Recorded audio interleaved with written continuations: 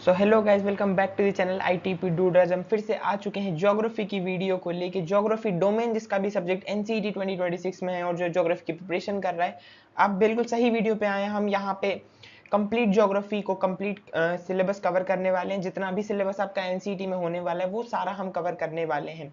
तो इससे पहले जितनी भी हमने यूनिट्स कवर करी है, first second third fourth, third unit के हमारे 2 पार्ट आए थे, सेकंड यूनिट के भी हमारे 2 पार्ट आए थे क्योंकि वो दोनों यूनिट्स बड़ी थी। आज हम क्या करने वाले कि फोर्थ यूनिट बड़ी तो है बट हम इसे पूरे कंप्लीट वन वीडियो में कवर करने वाले, कंप्लीट वन गो में कवर करेंगे। क्यों? क्योंकि मैंने देखा है कि हमारा काफी ज्यादा टाइम वेस्ट हो रहा है ऐसे जिन वीडियोस का हो सकता है कि जिसमें मतलब टॉपिक उतना कॉम्प्लिकेटेड नहीं है, मतलब या फिर जितना डिस्क्राइब करने की जरूरत नहीं है, उसमें हम करेंगे कि उसको कंप्लीट एक ही वीडियो में कवर कर लेंगे। बाकी जिसमें लगता है कि कुछ इंपॉर्टेंट चीजें हैं तो उसमें हम पार्ट्स लेके आएंगे। ठीक है, इससे पहले मैं आपको एक और चीज बता देना चाह रहा हूँ कि अगर आप लोगों को लग रहा है कि आपकी प्रिपरेशन में कोई कमी रह रही है या फिर आपकी प्रिपरेशन आपको और मजबूत करनी है, तो आप हमारे पेड नोट्स खरीद सकते हैं। उसके लिए आपको हमारे चैनल के अबाउट में जाना है, वहां पे जीमेल दी गई है, वहां पे उस जीमेल पे मेल कर दीजिए। बहुत ही नॉमिनल फी के बाद आपको पेड नोट्स प्रोवाइड करवा दिए जाएंगे। आई होप आपको समझ आया होगा क्या मैं कहना चाह रहा हूँ। ठीक है, उसके बाद अभी हम आते हैं हमारी वीडियो के ऊपर। तो फर्स्ट सेकंड थर्ड यूनिट हमारी कंप्लीट हो चुकी। आज हम कंप्लीट करेंगे हमारी फोर्थ यूनिट। तो फोर्थ यूनिट हमारी क्या होने वाली अभी हम देखेंगे। जितना भी फोर्थ यूनिट में होगा कंप्लीट सब कुछ हम कवर करेंगे इसी वीडियो में। इसके कोई सब पार्ट्स नहीं आने वाले, इसके कोई पार्ट्स नहीं आने वाले। ठीक है, तो नहीं समझ आ रहा है, समझ आ रहा है, कुछ भी अगर आपको डाउट लगता है, फिर कुछ भी आपकी क्वेरी है तो आप कमेंट करिए कमेंट सेक्शन में, हम उसका सॉल्यूशन जरूर आपको देंगे। ठीक है, एक मिनट माइंड एडजस्ट कर लेता हूँ। ठीक है, तो स्टार्ट करते हैं हम लोग हमारी वीडियो। आज की वीडियो होने वाली है हमारी फोर्थ यूनिट के रिगार्डिंग। ठीक है, तो देखो फोर्थ यूनिट में हम क्या करने वाले। फोर्थ यूनिट में हमारा कोई पार्ट नहीं आने वाला है, कोई सब पार्ट नहीं आने वाला है। इसको हम फोर्थ यूनिट को कंप्लीट वन गो में कवर करेंगे। ठीक है, और ये फोर्थ यूनिट है हमारी फर्स्ट बुक की। ठीक है, जिसका नाम है फंडामेंटल ऑफ फिजिकल ज्योग्राफी। इसके बाद आएगी इंडियन पीपल एंड इकोनॉमी के रिलेटेड जितने भी वीडियोस होने वाले, जितने भी यूनिट्स होने वाले हैं, वो इस बुक के कंप्लीट होने के बाद ही आएंगे।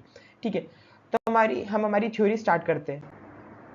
तो देखो इसमें हम क्या पढ़ने वाले, ट्रांसपोर्ट कम्युनिकेशन और ट्रेड के बारे में हम इसमें पढ़ने वाले हैं हमारी आज की यूनिट में, आज के वीडियो में हम। तो देखो बहुत लंबी वीडियो होगी क्योंकि अराउंड 1-1.5 घंटा वीडियो चलने वाली है। तो बैठ जाइए आप पेन और एक कॉपी लेके, जितना भी इंपॉर्टेंट बताता जाऊँ उसको नोट कर लीजिए, फिर स्क्रीनशॉट लेते चलिएगा। ठीक है, क्योंकि बहुत इंपॉर्टेंट वीडियो होने वाली, बहुत इंपॉर्टेंट टॉपिक्स हम सारे कवर करने वाले हैं इस वीडियो में। ठीक है, तो स्टार्ट करते हैं। तो देखो सबसे पहले अगर हम ट्रांसपोर्ट की बात करें, ट्रांसपोर्ट कम्युनिकेशन और ट्रेड के बारे में भी हम पढ़ेंगे। ठीक है, किसके बारे में पढ़ेंगे, ट्रेड के बारे में भी। अब ट्रेड में लिख दूं, एक मिनट, थोड़ा सा राइटिंग को इग्नोर करिएगा क्योंकि जो लैपटॉप पे लिखना थोड़ा सा मुश्किल होता है। ठीक है, तो ठीक है, जैसे तैसे मैंने लिख दिया है, वो जो भी लग रहा है। ठीक है, ट्रेड के बारे में हम पढ़ने वाले हैं। ठीक है, ट्रेड, ट्रांसपोर्ट कम्युनिकेशन और ट्रेड के बारे में हम पढ़ेंगे। तो देखो ट्रांसपोर्ट की अगर हम इंट्रोडक्शन की बात करें तो सबसे पहले ट्रांसपोर्ट में हमें क्या पढ़ना है। देखो transport and communication are the life lines of human civilisation. देखो ट्रांसपोर्ट और कम्युनिकेशन ह्यूमन सिविलाइजेशन की लाइफ लाइन है, क्योंकि इनके बिना अगर ये एक एक दिन को भी हमारी लाइफ में नहीं रहते हैं, फिर एक दिन को भी अगर ये हट जाते हैं हमारी लाइफ से, ट्रांसपोर्ट और कम्युनिकेशन आज के टाइम में, तो हमारे लिए रहना बहुत मुश्किल हो जाएगा। क्योंकि सारी चीजें हमारी इसी पे डिपेंडेंट है, ट्रांसपोर्ट के ऊपर डिपेंडेंट है, कम्युनिकेशन के ऊपर डिपेंडेंट है। अभी हम जो कर रहे हैं वो भी कम्युनिकेशन का ही एक वे है। ठीक है, अगर मान लीजिए इंटरनेट ही नहीं होगा तो हम कैसे कम्युनिकेट कर पाएंगे, कैसे हम आपको पढ़ा पाएंगे और कैसे आप हमसे पढ़ पाएंगे। ठीक है, तो अपॉर्चुनिटी मिल रही है, आपके पास सारे रिसोर्सेज हैं, सोर्सेज हैं, तो पढ़िए ध्यान से। ITIP डूड को फॉलो कर लीजिए, सब्सक्राइब कर लीजिए, सॉरी। ठीक है, तो स्टार्ट करते हैं।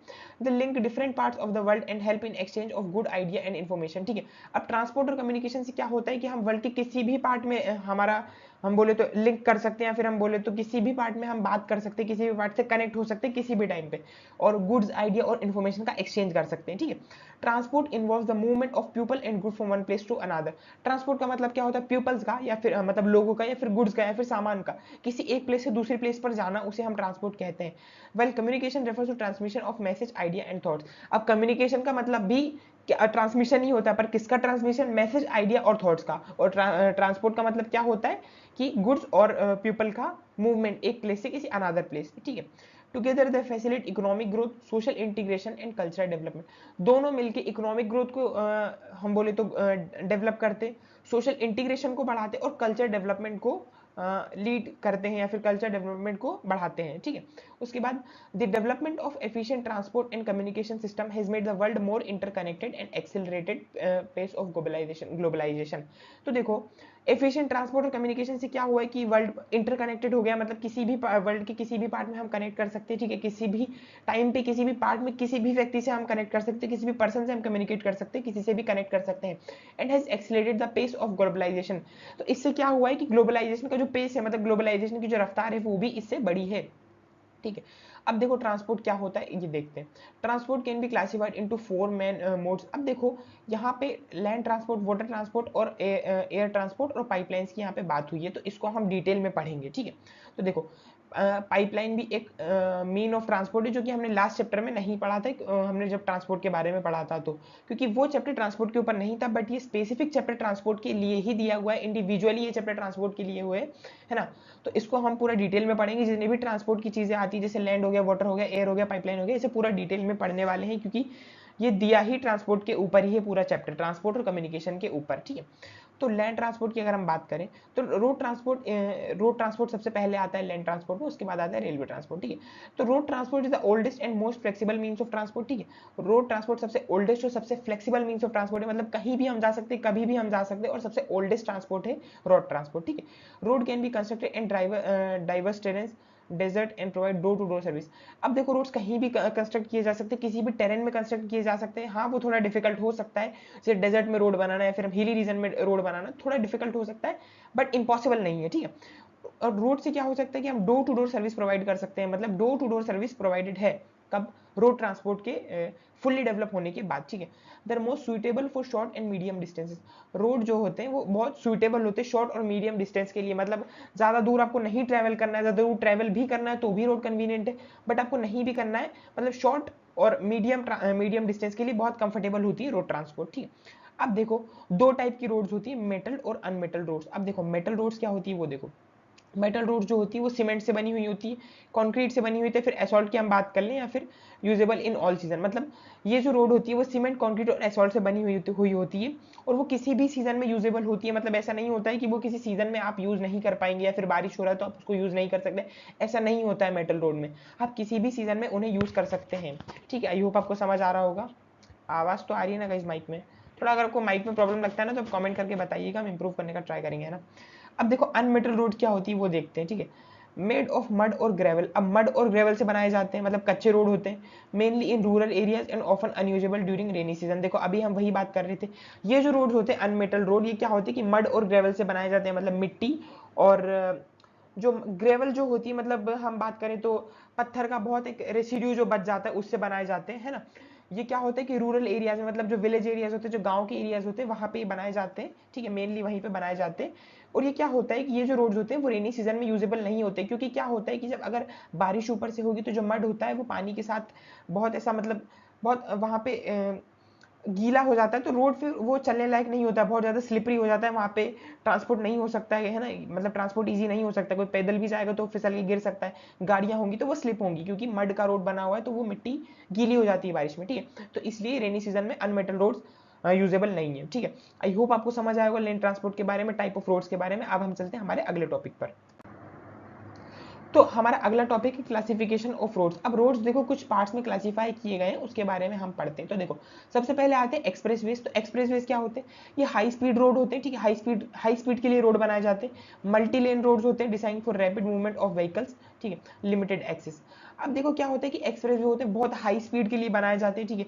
मल्टी लेन रोड्स होते हैं, मतलब इसमें काफी सारी लेन्स होती है। नॉर्मल रोड में क्या होता है, एक आने का रास्ता होता है, एक जाने का रास्ता होता है, बट यहाँ पे क्या होगा एक्सप्रेस वे में मल्टी लेन्स होगी, मतलब तीन चार रोड जाने के ही होंगे और चार रोड आने के ही होंगे, इसे मल्टी लेन रोड्स होते हैं। और ये रैपिड मूवमेंट के लिए डिजाइन होते हैं, मतलब यहाँ पे आप हाई स्पीड में अपनी व्हीकल्स को यहाँ पे मूव कर सकते हैं, फिर मूवमेंट यहाँ पे हाई स्पीड में होती है व्हीकल्स की, ठीक है, रैपिड मूवमेंट के लिए। लिमिटेड एक्सेस, यहाँ पे हर किसी का एक्सेस नहीं होता, मतलब लिमिटेड एक्सेस होता है इस रोड का, मतलब ये रोड भी मतलब हर जगह नहीं होते एक्सप्रेस वे, और एक्सेस भी लिमिटेड होता है। अब देखो इसका बेस्ट एग्जांपल है Delhi Mumbai express way, autobahn Germany. इसके बारे में आपने सुना ही होगा, ऑटोबैन के बारे में, जो भी कार इंथुसियस्ट कमेंट कर दीजिए, ऑटोबैन जर्मनी के बारे में आपने सुना होगा, ऑटोबैन के बारे में, ठीक है। और दिल्ली मुंबई एक्सप्रेस वे हमारे इंडिया का एक बहुत ही वाइटल बोले तो हम रोड नेटवर्क है, दिल्ली मुंबई एक्सप्रेस वे, ठीक है। अगले आते हैं नेशनल हाईवेज, ठीक है। नेशनल हाईवेज क्या होते हैं, कनेक्ट मेजर सिटीज को कनेक्ट करते हैं, ठीक है, पोर्ट्स को कनेक्ट करते हैं, कैपिटल को कनेक्ट करते हैं। देखिए देखो अब देखो क्या होते हैं मैं बताता हूँ आपको। नेशनल हाईवेज जो होते हैं हमारे डिस्ट्रिक्ट हमारे बोले हमारे स्टेट के अंदर होते हैं। अब एक्सप्रेसवेज तो क्या होता है कि आउट स्टेट, मतलब ये स्टेट्स को कनेक्ट करते हैं, मतलब दूसरे स्टेट को किसी दूसरे स्टेट से कनेक्ट करते हैं, ठीक है। दिल्ली मुंबई, अब देखो दिल्ली कहाँ हो गया और मुंबई महाराष्ट्र में, तो ये पूरे किस स्टेट को कनेक्ट कर रहे हैं, बीच में कितने स्टेट्स पड़ेंगे। अब नेशनल हाईवेज क्या होते हैं, ये मेजर सिटीज को कनेक्ट करते हैं, पोर्ट्स को कनेक्ट करते हैं और कैपिटल्स को कनेक्ट करते हैं। ये यूजुअली स्टेट्स के अंदर ही होते हैं, मतलब किसी स्टेट के अंदर होते हैं, ठीक है। पोर्ट्स हो गए, मेजर सिटीज हो गई और कैपिटल्स हो गए, इनको ये कनेक्ट करते हैं, जो कि नेशनल हाईवे होते हैं वो, ठीक है। मेंटेन्ड, अभी किसके द्वारा मेंटेन किए जाते हैं, तो national highway authority of India, NHAI, ठीक है। बहुत इंपॉर्टेंट है, बहुत इंपॉर्टेंट है, पूछ सकता है कि national highway are maintained by whom, ठीक है। तो आपको वहां पे आंसर करना है NHAI, national highway authority of India, ये इंपॉर्टेंट है, नोट कर लीजिएगा, ठीक है। अगला टॉपिक है हमारा स्टेट हाईवे। तो स्टेट हाईवे देखते हैं हम क्या होते हैं। तो देखो स्टेट हाईवेज की हम बात कर रहे थे। स्टेट हाईवे क्या करते हैं, connect state capital with district headquarter. State highways क्या करते हैं, स्टेट कैपिटल और डिस्ट्रिक्ट हेडक्वार्टर्स को कनेक्ट करते हैं, मतलब अलग अलग डिस्ट्रिक्ट की जो हेडक्वार्टर्स होती है उन्हें कनेक्ट करते हैं, और स्टेट की जो कैपिटल्स होती है उन्हें कनेक्ट करते हैं। ये किसके द्वारा मेंटेन किए जाते हैं, PWDs के द्वारा, ठीक है। PWDs के थ्रू ये मेंटेन किए जाते हैं। नेशनल हाईवे किसके द्वारा मेंटेन किए जाते हैं, national highway authority of India, और स्टेट हाईवे PWDs के द्वारा कनेक्ट मेंटेन किए जाते हैं। अब इसके बाद आते हैं हमारे डिस्ट्रिक्ट रोड्स। तो डिस्ट्रिक्ट रोड्स क्या होते हैं, link district headquarter with smaller town and villages. अब देखो जैसे नाम से ही पता चल रहा है, डिस्ट्रिक्ट हेडक्वार्टर्स को कनेक्ट करते हैं किससे, स्मॉलर टाउन और विलेजेस से। मतलब जो डिस्ट्रिक्ट का एक, मान लीजिए कोई एक डिस्ट्रिक्ट है, उस डिस्ट्रिक्ट के अंडर जितने भी टाउन्स आते हैं, फिर जितने भी विलेजेस आते हैं, उससे डिस्ट्रिक्ट रोड उसको कनेक्ट करते हैं, किसको, डिस्ट्रिक्ट हेडक्वार्टर को, ठीक है। उसके बाद आते हैं रूरल रोड्स। तो रूरल रोड्स क्या होते हैं, ये विलेजेस को कनेक्ट करते हैं। डेवलप्ड अंडर प्रधानमंत्री ग्राम सड़क योजना, तो बहुत इंपॉर्टेंट हो जाता है, जहां पे भी ऐसी चीजें आ रही है नोट कर लीजिए। NHAI, PWD, PMGSY, BRO सारे इंपॉर्टेंट है, नोट कर लीजिए। पूछ सकता है कि कौन सी चीज किसके द्वारा मेंटेन की जाती है, किसके थ्रू मेंटेन की जाती है। तो रूरल रोड जो होते हैं वो क्या, किसको कनेक्ट करते हैं, विलेजेस को आपस में कनेक्ट करते हैं, और किसके थ्रू मेंटेन किए जाते हैं, तो प्रधानमंत्री ग्राम सड़क योजना के थ्रू मेंटेन और डेवलप किए गए हैं, ठीक है। उसके बाद है बॉर्डर रोड्स क्या होते हैं। तो बॉर्डर रोड्स देखते हैं, देखो constructed and maintained by border road organisation. ये देखो ये डिफरेंट ऑर्गेनाइजेशन है, टोटली डिफरेंट ऑर्गेनाइजेशन है, जो कि सिर्फ बॉर्डर रोड को मेंटेन और कंस्ट्रक्ट करती है, ठीक है।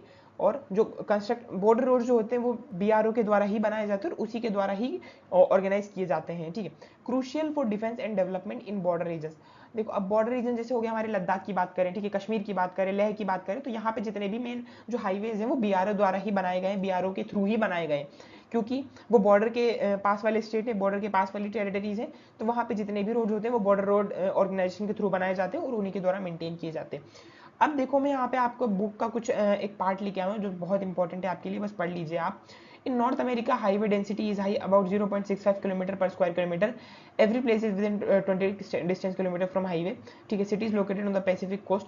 देखो अब मैं इसको पूरा आपको डिस्क्राइब नहीं करूंगा, आप एक काम करना, वीडियो को पॉज कीजिए, मैं आपको 1 मिनट वहाँ पे, मैं आप पेन मैंने वहाँ पे यूज़ कर लिया, मैं उसको क्लियर कर देता हूँ, ठीक है। अभी आप 2 मिनट वीडियो को पॉज कीजिए और जितना भी ये दिया गया है उसको आप पढ़ लीजिए एक बार। अगर आपके पास बुक है तो बुक में से पढ़ लीजिए, या फिर नहीं है बुक तो वीडियो को पॉज करके यहीं से पढ़ लीजिए, क्योंकि बहुत ज़्यादा इंपॉर्टेंट है, इसीलिए मैंने यहाँ पे इसको लगाया हुआ है, ठीक है।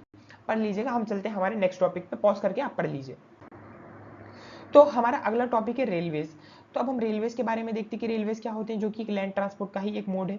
तो देखो आता है, railways are in important mean of land transport for long distance and heavy goods. Long distance heavy good बल्कि गुड्स को ट्रांसपोर्ट करने के लिए क्या प्रेफर किया जाता है, रेलवेज, क्योंकि चीप भी होता है और कन्वीनियंट भी होता है, ठीक है। They form the backbone of national and international trade and promote regional integration. ये नेशनल और इंटरनेशनल ट्रेड की एक बैकबोन मानी जाती है, ठीक है, क्योंकि बहुत ज़्यादा सपोर्ट होता है इससे हमें, हम बल्कि जो हमारा गुड्स होते हैं, बल्कि मटेरियल्स होते हैं, वो रेलवे के थ्रू ही हम ट्रांसपोर्ट करते हैं, ठीक है। अब कुछ फैक्टर्स होते हैं जो कि रेलवे डिपार्टमेंट को अफेक्ट करते हैं, रेलवे डेवलपमेंट को अफेक्ट, डिपार्टमेंट बोल रहा हूँ, रेलवे डेवलपमेंट को अफेक्ट करते हैं कुछ फैक्टर्स जो होते हैं वो। तो देखो सबसे पहले रिलीफ फैक्टर्स क्या हो सकते हैं, फ्लैट प्लेन्स आर आइडियल। देखो फ्लैट प्लेन्स होने चाहिए, माउंटेन टेरेंट्स ये अगर होंगे तो वहाँ पे रेलवे ट्रैक्स होते हैं उन्हें वहाँ पे सेटअप करना बहुत मुश्किल होगा। अगर प्लेन्स होंगे, फ्लैट प्लेन्स होंगे, तो वहाँ पे रेलवे ट्रैक सेटअप करना ईजी हो जाएगा। और अगर माउंटेनियस रीजन होगा या फिर ऐसा टेरेन होगा जहाँ पे स्लोपी रीजन है या फिर हाई हिल रीजन है, तो वहाँ पे थोड़ा सा जो रेलवे ट्रैक्स होते हैं उन्हें सेटअप करना मुश्किल हो जाता है, क्योंकि फिर वो मुश्किल होंगे कैसे ही, मान लीजिए अब यहाँ पे देखो मैं बताता हूँ आपको, हाथ से कैसे बताता हूँ मैं यहाँ पे बताता हूँ। ये फ्लैट रीजन है, अब यहाँ पे ट्रैक को सेटअप करना बहुत ईजी होगा, यहाँ पे सीधा ट्रैक बिछा दिया जाएगा, ठीक है। ये ट्रैक हो गया आपका, ठीक है, ये ट्रैक हो गया, बस मान लीजिए कि ट्रैक है, ठीक है। अब अगर मान लीजिए ये हिली रीजन है, ठीक है, ये हिली रीजन हो गया, ठीक है, ये पहाड़ है एक आपका हो गया, तो अब यहाँ पे आप ट्रैक को कैसे सेटअप करेंगे, आप यहाँ पे ट्रैक को सेटअप करेंगे, ठीक है, यहाँ पे वो ऐसे वहाँ पे चढ़ाई होगी, फिर वहाँ पे से नीचे वो उतर रहा है, तो यहाँ पे थोड़ा सा जो मूवमेंट होता है वो ट्रेन का, जो ट्रेन होगी जो भी वहाँ पे उसके ऊपर व्हीकल, तो क्या होता है ट्रेन, रेलवे ट्रैक के ऊपर ट्रेन ही मूव करेगी, है ना, तो उसका मूवमेंट थोड़ा सा वहाँ पे डिस्टर्ब हो सकता है, डिस्टर्ब हो सकता है ना, तो इसलिए टेरेन एक बहुत ज़्यादा इंपॉर्टेंट रीज़न हो जाता है रिलीफ फीचर में, ठीक है। उसके बाद इकोनॉमिक डेवलपमेंट में देखते हैं हम क्या हमें चीज़ें देखने को मिलती है। तो industrialise region have dense rail network. अब जो इंडस्ट्रियलाइज रीजन होते हैं वहाँ पे बहुत ज़्यादा डेंस रेल नेटवर्क होता है। क्यों होता है? क्योंकि इंडस्ट्री से सीधा माल ट्रांसपोर्ट होता है मार्केट्स में, या फिर हम बोले तो दूसरे स्टेट्स में, ठीक है, दूसरे रीजन में। मतलब जितना भी गुड्स और सर्विसेज इंडस्ट्रियल रीजन में प्रोड्यूस किया जा रहा है, इंडस्ट्रीज में प्रोड्यूस किया जा रहा है, आपने देखा होगा, आप कहीं कभी ट्रेन से जर्नी किए होंगे तो आप देखे होंगे कि ट्रेन कहीं जा रही होती है, साइड में ही मिल्स बने होते हैं, ठीक है, मैन्युफैक्चरिंग जो इंडस्ट्रीज होती है वो बनी होती है, और उसके अंदर ट्रैक्स होते हैं, है ना। ये आपने मेनली देखा होगा जहाँ पे बोले तो स्टील प्लांट्स होते, कोल प्लांट्स होते, जहाँ पे कोल को आयरन ओर, मतलब ओर से वहाँ पे एक्सट्रैक्ट ओर से बनाया जाता है फिनिश्ड गुड।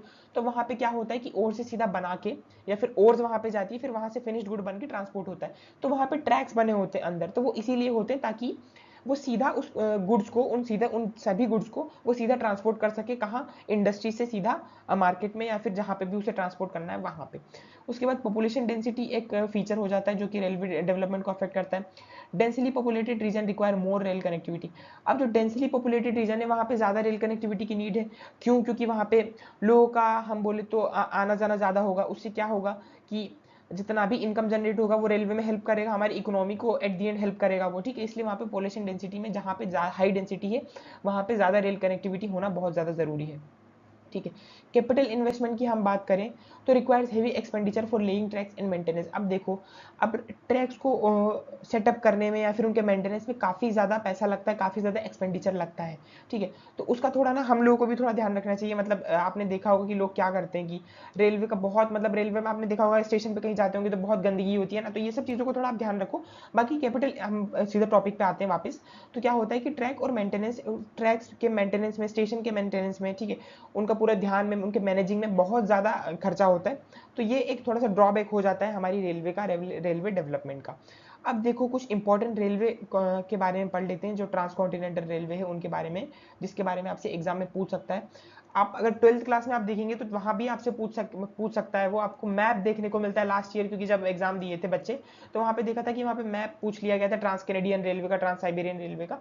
तो वो इंपॉर्टेंट हो जाता है, पढ़ लीजिएगा। तो सबसे पहला आता है हमारा ट्रांस साइबेरियन रेलवे, जो कि रशिया में है। ये लॉन्गेस्ट रेलवे है वर्ल्ड का, जो कि 9332 किलोमीटर लॉन्ग है। ये किसको कनेक्ट करता है? सेंट पीटर्सबर्ग से मॉस्को के थ्रू, ठीक है, ओम्स के थ्रू, और ये एक कुछ तो लिखा हुआ है इरकुत्स्क और चाइता के थ्रू व्लादिवोस्टोक तक जाता है। मतलब इसके मेन जो स्टेशन है वो है सेंट पीटर्सबर्ग और व्लादिवोस्टोक। बाकी ये इसके जो बीच में आने वाले स्टेशन है वो सब है, ठीक है। इंपॉर्टेंट है आपका सेंट पीटर्सबर्ग और व्लादिवोस्टोक। तो ये कनेक्ट करता है सेंट पीटर्सबर्ग से व्लादिवोस्टोक तक। सबसे लंबा है 9332 किलोमीटर, नाम है ट्रांस साइबेरियन रेलवे, ठीक है। Links Europe Russia with Pacific coast. European Russia को पैसिफिक कोस्ट से कनेक्ट करता है। इंपॉर्टेंट हो जाता है, नोट कर लीजिएगा, ठीक है। नोट नहीं कर रहे हो तो स्क्रीनशॉट ले लो, ठीक है। मैं आपको यहाँ पे पेन हटा दे रहा हूँ, ये पूरे इस पे से नोट कर लेना, ठीक है। अगला हम देखते हैं, तो अगला क्या दिया हुआ है, ट्रांस कैनेडियन रेलवे। देखो ट्रांस कैनेडियन रेलवे कहाँ पे है? कनाडा में। हेलीफैक्स से वैंकूवर तक ये जाता है। 7050 किलोमीटर इसकी डिस्टेंस है। Connect industrial east with agriculture west. Industrial east से एग्रीकल्चर वेस्ट को कनेक्ट करता है कनाडा में।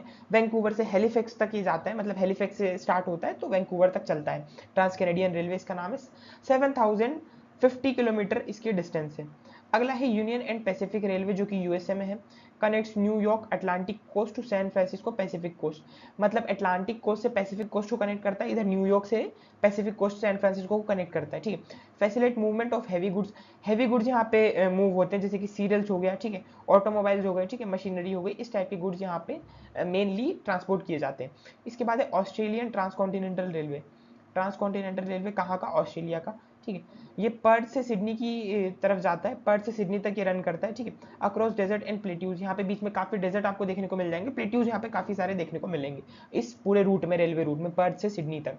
Connect agriculture and mining region. Agricultural और माइनिंग रीजन को कनेक्ट करता है कहाँ पे? ऑस्ट्रेलिया में, ठीक है। पर्थ से सिडनी तक ये जाता है। देखो आप एक बार ना इसको नोट कर लेना, और इंपॉर्टेंट है इनकी डिस्टेंस आप देख लेना, एनसीईआरटी बुक में दी गई, एनसीईआरटी बुक में आप नहीं देख रहे हैं तो आप एक बार गूगल कर लीजिएगा, सभी की डिस्टेंस आप याद कर लेना, कहाँ से कहाँ तक ये चलते वो आप याद कर लेना, और क्या नाम है ये आपके लिए इंपॉर्टेंट हो जाता है। फिफ्थ है हमारा ओरिएंट एक्सप्रेस, जो कि यूरोप में है, ठीक है। Famous passenger route from Paris to Istanbul, Paris से इस्तांबुल के लिए फेमस पैसेंजर रूट यही प्रेफर किया जाता है, जो कि ओरिएंट एक्सप्रेस है, जो कि यूरोप में है। Promote cultural and commercial link between Europe and Asia, Europe और एशिया के बीच में कल्चरल और कमर्शियल लिंक ये एक तरह से एक्ट करता है, या फिर है ना मीडियम एक्ट करता है कल्चरल और कमर्शियल लिंक यूरोप और एशिया के बीच में, ठीक। आई होप आपको ये सब कुछ समझ आएगा, नहीं समझ आया तो फिर से आप एक बार बैक करके जाके देख लीजिए, स्क्रीनशॉट ले लीजिए, क्योंकि इंपॉर्टेंट है। मैं ये पेन हटा दे रहा हूँ पूरा यहाँ से, स्क्रीनशॉट ले लीजिए, ठीक है। हाँ, तो अभी हम चलते हैं हमारे अगले टॉपिक पे, यहाँ का हमारा कंप्लीट होता है ये वाला टॉपिक। अगला टॉपिक हम देखते हैं हमारा क्या है। तो अगला टॉपिक है हमारा वाटर ट्रांसपोर्ट। अभी तक थे हम लैंड ट्रांसपोर्ट के ऊपर, लैंड ट्रांसपोर्ट की हमने बात कर ली, रेलवेज हो गया, रोडवेज हो गया, अब हम आते हैं वाटर ट्रांसपोर्ट के ऊपर। तो देखते हैं वाटर ट्रांसपोर्ट क्या होता है। तो देखो, एक मिनट में पेन ले लेता हूँ, ठीक है, पेन आ गया। देखो, water transport is the cheapest mode of carrying heavy and bulky goods. Heavy और बल्की गुड्स को कैरी करने के लिए, फिर ट्रांसपोर्ट करने के लिए सबसे चीपेस्ट और सबसे प्रेफरेबल ट्रांसपोर्ट की अगर बात करें तो वो होता है water transport. It include C routes and inland waterways. यहाँ पे सी रूट्स होते हैं और इनलैंड वाटरवेज होते हैं। अब देखते हैं कि सी रूट्स क्या होते हैं और इनलैंड वाटरवेज क्या होते हैं। तो देखो, sea routes are the oldest and most important for international trade. They connect major ports and continents. देखो, बहुत इंपॉर्टेंट है और बहुत ओल्डेस्ट इसे माना जाता है सी रूट्स को, मतलब सी रूट जो भी होते हैं उन्हें, क्योंकि इंटरनेशनल ट्रेड के लिए और हम बोले तो ट्रांसपोर्ट के लिए, गुड्स और सर्विस के लिए बहुत ज़्यादा इंपॉर्टेंट हो जाता है। ये मेजर पोर्ट और कॉन्टिनेंट को कनेक्ट करते हैं, ठीक है। अब कुछ मेजर सी रूट्स हैं, उनके बारे में आप देखिए, ठीक है। North Atlantic sea route, North Atlantic sea route जो कि नॉर्थ अमेरिका और यूरोप को कनेक्ट करता है, ठीक है। यहाँ ये एक बिजिएस्ट ओशन रूट माना जाता है, जहाँ पे 1/4 ऑफ ग्लोबल ट्रेड, बहुत इंपॉर्टेंट है, बहुत इंपॉर्टेंट है, नोट कर लीजिए। 1/4 ऑफ ग्लोबल ट्रेड किस रूट से जाता है, तो वो हो गया नॉर्थ अटलांटिक सी रूट, जिसका नाम है ना, नॉर्थ अमेरिका से यूरोप तक ये चलता है। उसके बाद अगला है Mediterranean Indian Ocean sea root, बहुत इंपॉर्टेंट है ये भी, मेडिटेरियन और इंडियन ओशन सी रूट, जो कि रेड सी से होके जाता है ना। Connect Europe with Asia, Europe को एशिया से कनेक्ट करता है सुएज कनाल के थ्रू, ठीक है। सुएज कनाल के थ्रू ये यूरोप और एशिया को कनेक्ट करता है। शॉर्टेस्ट रूट है ना, वेस्टर्न और ईस्टर्न वर्ल्ड में, मतलब वेस्ट की हम बात करें और ईस्ट की हम बात करें, वेस्ट हो गया हमारा इधर यूरोप, ऊपर यूरोप से इधर नीचे हमारे एशिया की हम बात करें, साउथ ईस्ट एशिया की, तो वहां पे कनेक्ट करता है सुएज कनाल के थ्रू, और इसका नाम है Mediterranean Indian Ocean sea route. Suez canal यहाँ पे इंपॉर्टेंट हो जाता है आपके लिए। Cape of Good Hope sea route, ठीक है, ये बहुत ज्यादा लंबा रूट है हम बोले तो, क्योंकि ये यूरोप से बहुत ज्यादा घूम के आना होता है। अगर आपने वर्ल्ड मैप देखा हो तो मैं देखो यहाँ पे आपको समझाने की कोशिश करता हूँ। अभी हम अमेरिका नहीं लेते, अमेरिका इधर हो जाते हैं, नॉर्थ अमेरिका, साउथ अमेरिका ये यहाँ पे हो जाएंगे। हम यहाँ की बात करें तो ये हो गया हमारा इधर यूरोप वाला पार्ट, ठीक है, ऊपर। उसके बाद हमारे नीचे यहाँ पे अफ्रीका होगा, ठीक है। इसके बाद जो हमारा इधर हमारा इंडिया और साउथ ईस्ट एशिया है यहाँ पे, तो यहाँ पे क्या है कि यहाँ से यहाँ पे एक एक रूट बनाया गया है। देखो, ये वाला जो रूट है ये एक रूट बनाया गया है यहाँ से, ठीक है। तो सॉरी, तो यहाँ पे क्या होता है, देखो मैं दूसरे पेन से यहाँ पे बताता हूँ कि यहाँ का जितना भी होता है वो यहाँ से सारा ट्रांसपोर्ट होके वो इस यहाँ पे सुएज कैनाल है, सुएज कैनाल के थ्रू रेड सी से होते हुए इधर साउथ ईस्ट एशिया में आगे दूसरी कंट्रीज में जाता है, इधर ऊपर चाइना वगैरह में, इंडोनेशिया में, इधर दूसरी कंट्रीज में जाता है। बट क्या है कि एक जो केप ऑफ गुड होप वाला जो रूट है, हम बात करें ये वाला, यहाँ पे केप ऑफ गुड होप पड़ता है यहाँ पे, ठीक है। सदर्न टिप की हम बात कर रहे हैं ना, कि यहाँ पे पड़ता है केप ऑफ गुड होप। थोड़ा सा वो यहाँ पे स्क्रीन के नहीं ऊपर आ रहा है, तो देखो ध्यान से देखना। तो ये एक बहुत लंबा रूट हो जाता है, क्यों? क्योंकि मान लीजिए अगर किसी यहाँ वाले किसी पर्सन को यहाँ से अगर गुड को ट्रांसपोर्ट करना है, दूसरे पेन से बताता हूँ, गुड्स को ट्रांसपोर्ट करना है यहाँ से, तो उसको बहुत ज़्यादा लंबा, एक मिनट, पेन का कलर चेंज नहीं हुआ, वेट अ मिनट।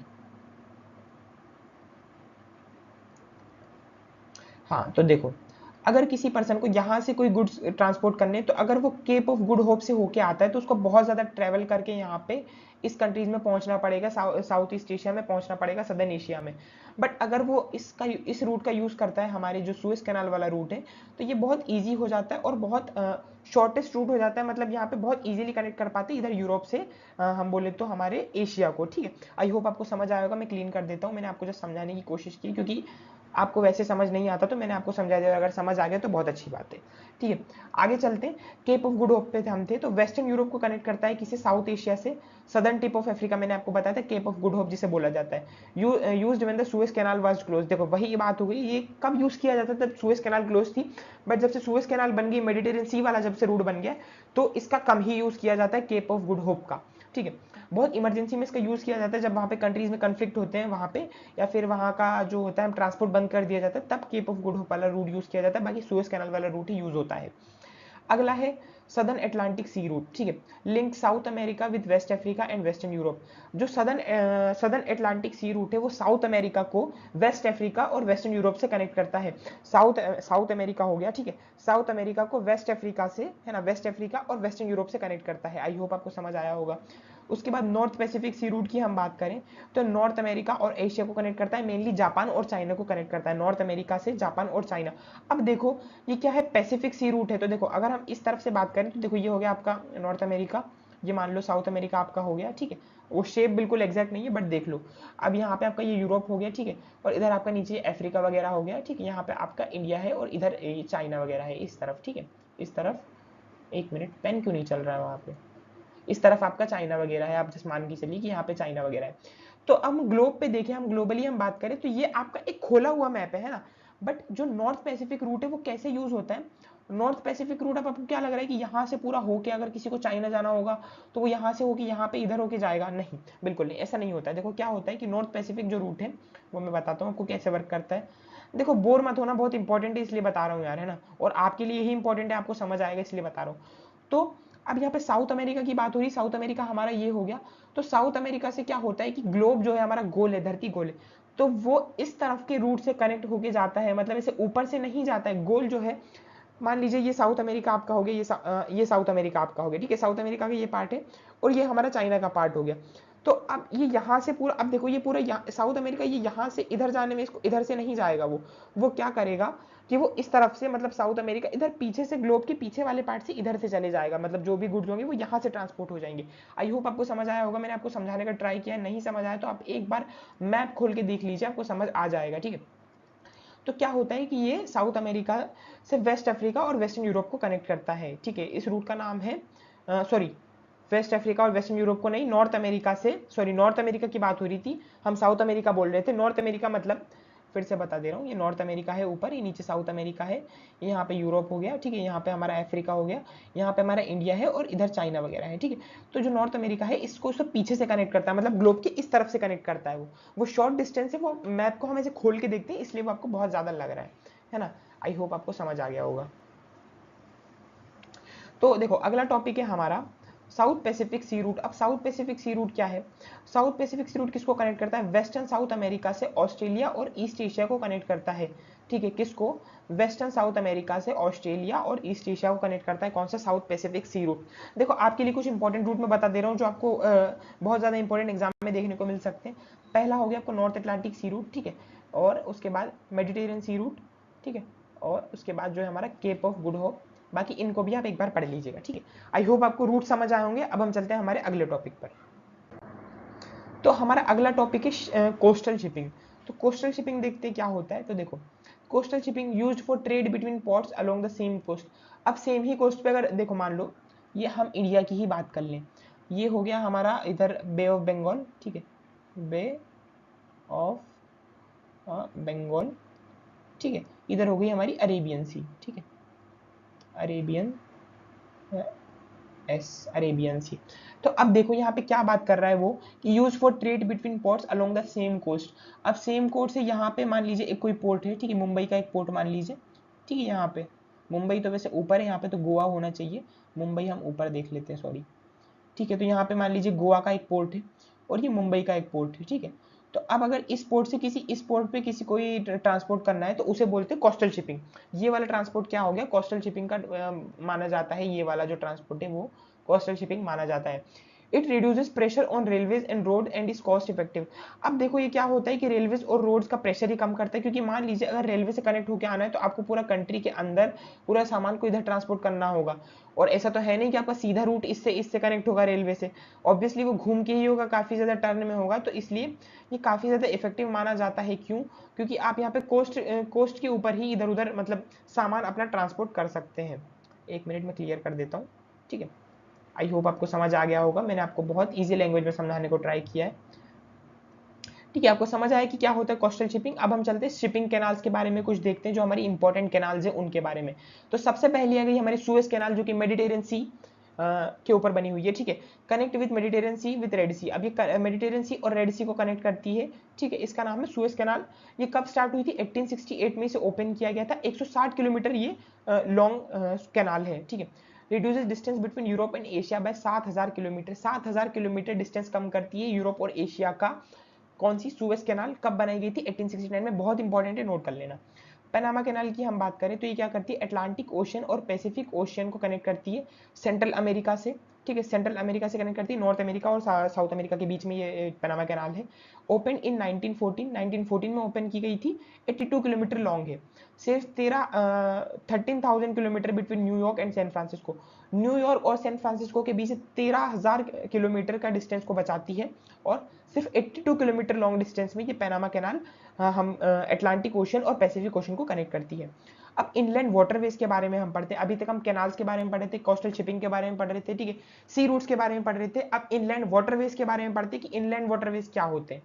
तो देखो, used for transporting goods within countries through rivers, canals and lakes. ठीक है, कंट्रीज के अंदर ही, मतलब जो रिवर्स होती है, जो कैनाल्स होती है, फिर लेक्स जो होती है, उनके थ्रू ट्रांसपोर्ट करने में हेल्प करते हैं गुड्स को।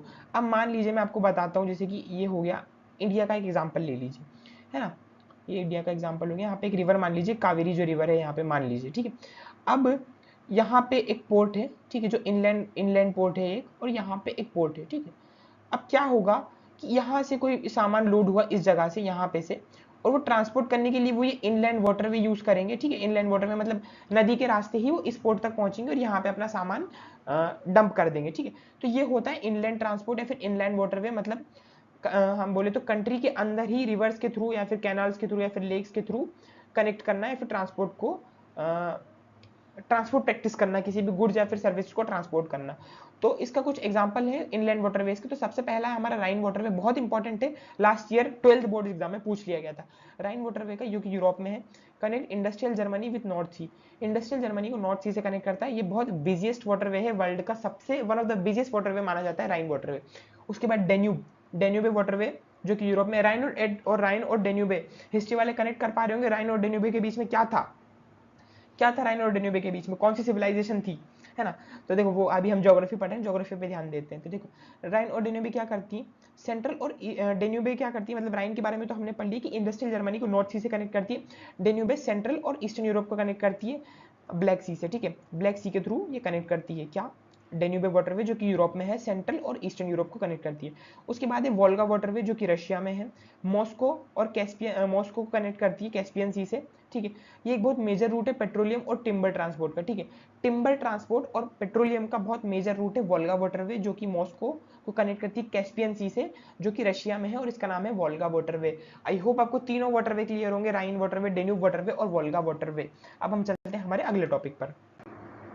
तो देखो, अगला टॉपिक है हमारा, अगेन हमारा बहुत इंपॉर्टेंट है, सेंट लॉरेंस सीवे, जो कि नॉर्थ अमेरिका में ग्रेट लेक्स, है ना, जिसे बोला जाता है Saint Lawrence seaway, connects great lakes to the Atlantic ocean. Great lakes को अटलांटिक ओशन से कनेक्ट करता है।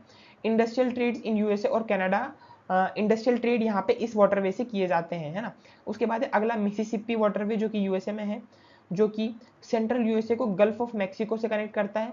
इंपोर्ट फॉर एग्रीकल्चर एक्सपोर्ट, यहाँ पे मेनली एग्रीकल्चर एक्सपोर्ट होता है। ठीक है, मतलब agriculture export, agriculture goods export किए जाते हैं। अगला है एयर ट्रांसपोर्ट। ठीक है, एयर ट्रांसपोर्ट के बारे में हम पढ़े। देखो, अभी तक हम पढ़ रहे हैं लैंड ट्रांसपोर्ट के बारे में पढ़ लिए, वाटर ट्रांसपोर्ट के बारे में पढ़ लिए, एयर ट्रांसपोर्ट पे अब हम पढ़ने जा रहे हैं। इससे पहले आप हमें कमेंट करके बता दीजिए कि जो हम पढ़ा रहे हैं वो आपको समझ आ रहा है या फिर नहीं। ठीक है, ज्यादा फास्ट तो नहीं बोल रहे, ज्यादा स्लो तो नहीं बोल रहे, कॉन्सेप्ट मिस तो नहीं कर रहे। कुछ भी आपको क्वेरी लगता है, कुछ भी डाउट आपका होता है तो जरूर पूछिए, जरूर बताइए। देखो, air transport is the fastest mode of transport. ठीक है, air transport fastest mode of transport माना जाता है। It is useful for perishable goods, मतलब ये पेरिशेबल गुड्स के लिए यूजफुल होता है। ठीक है, मतलब पेरिशेबल गुड्स मतलब जो गुड्स टाइम के थ्रू, मतलब अगर उन्हें ज्यादा टाइम तक रखते हैं तो वो खराब हो जाते हैं, तो ऐसे गुड्स को ट्रांसपोर्ट करने के लिए एयर ट्रांसपोर्ट का यूज किया जाता है। ठीक है, male and passenger specially across long distance and inaccessible areas.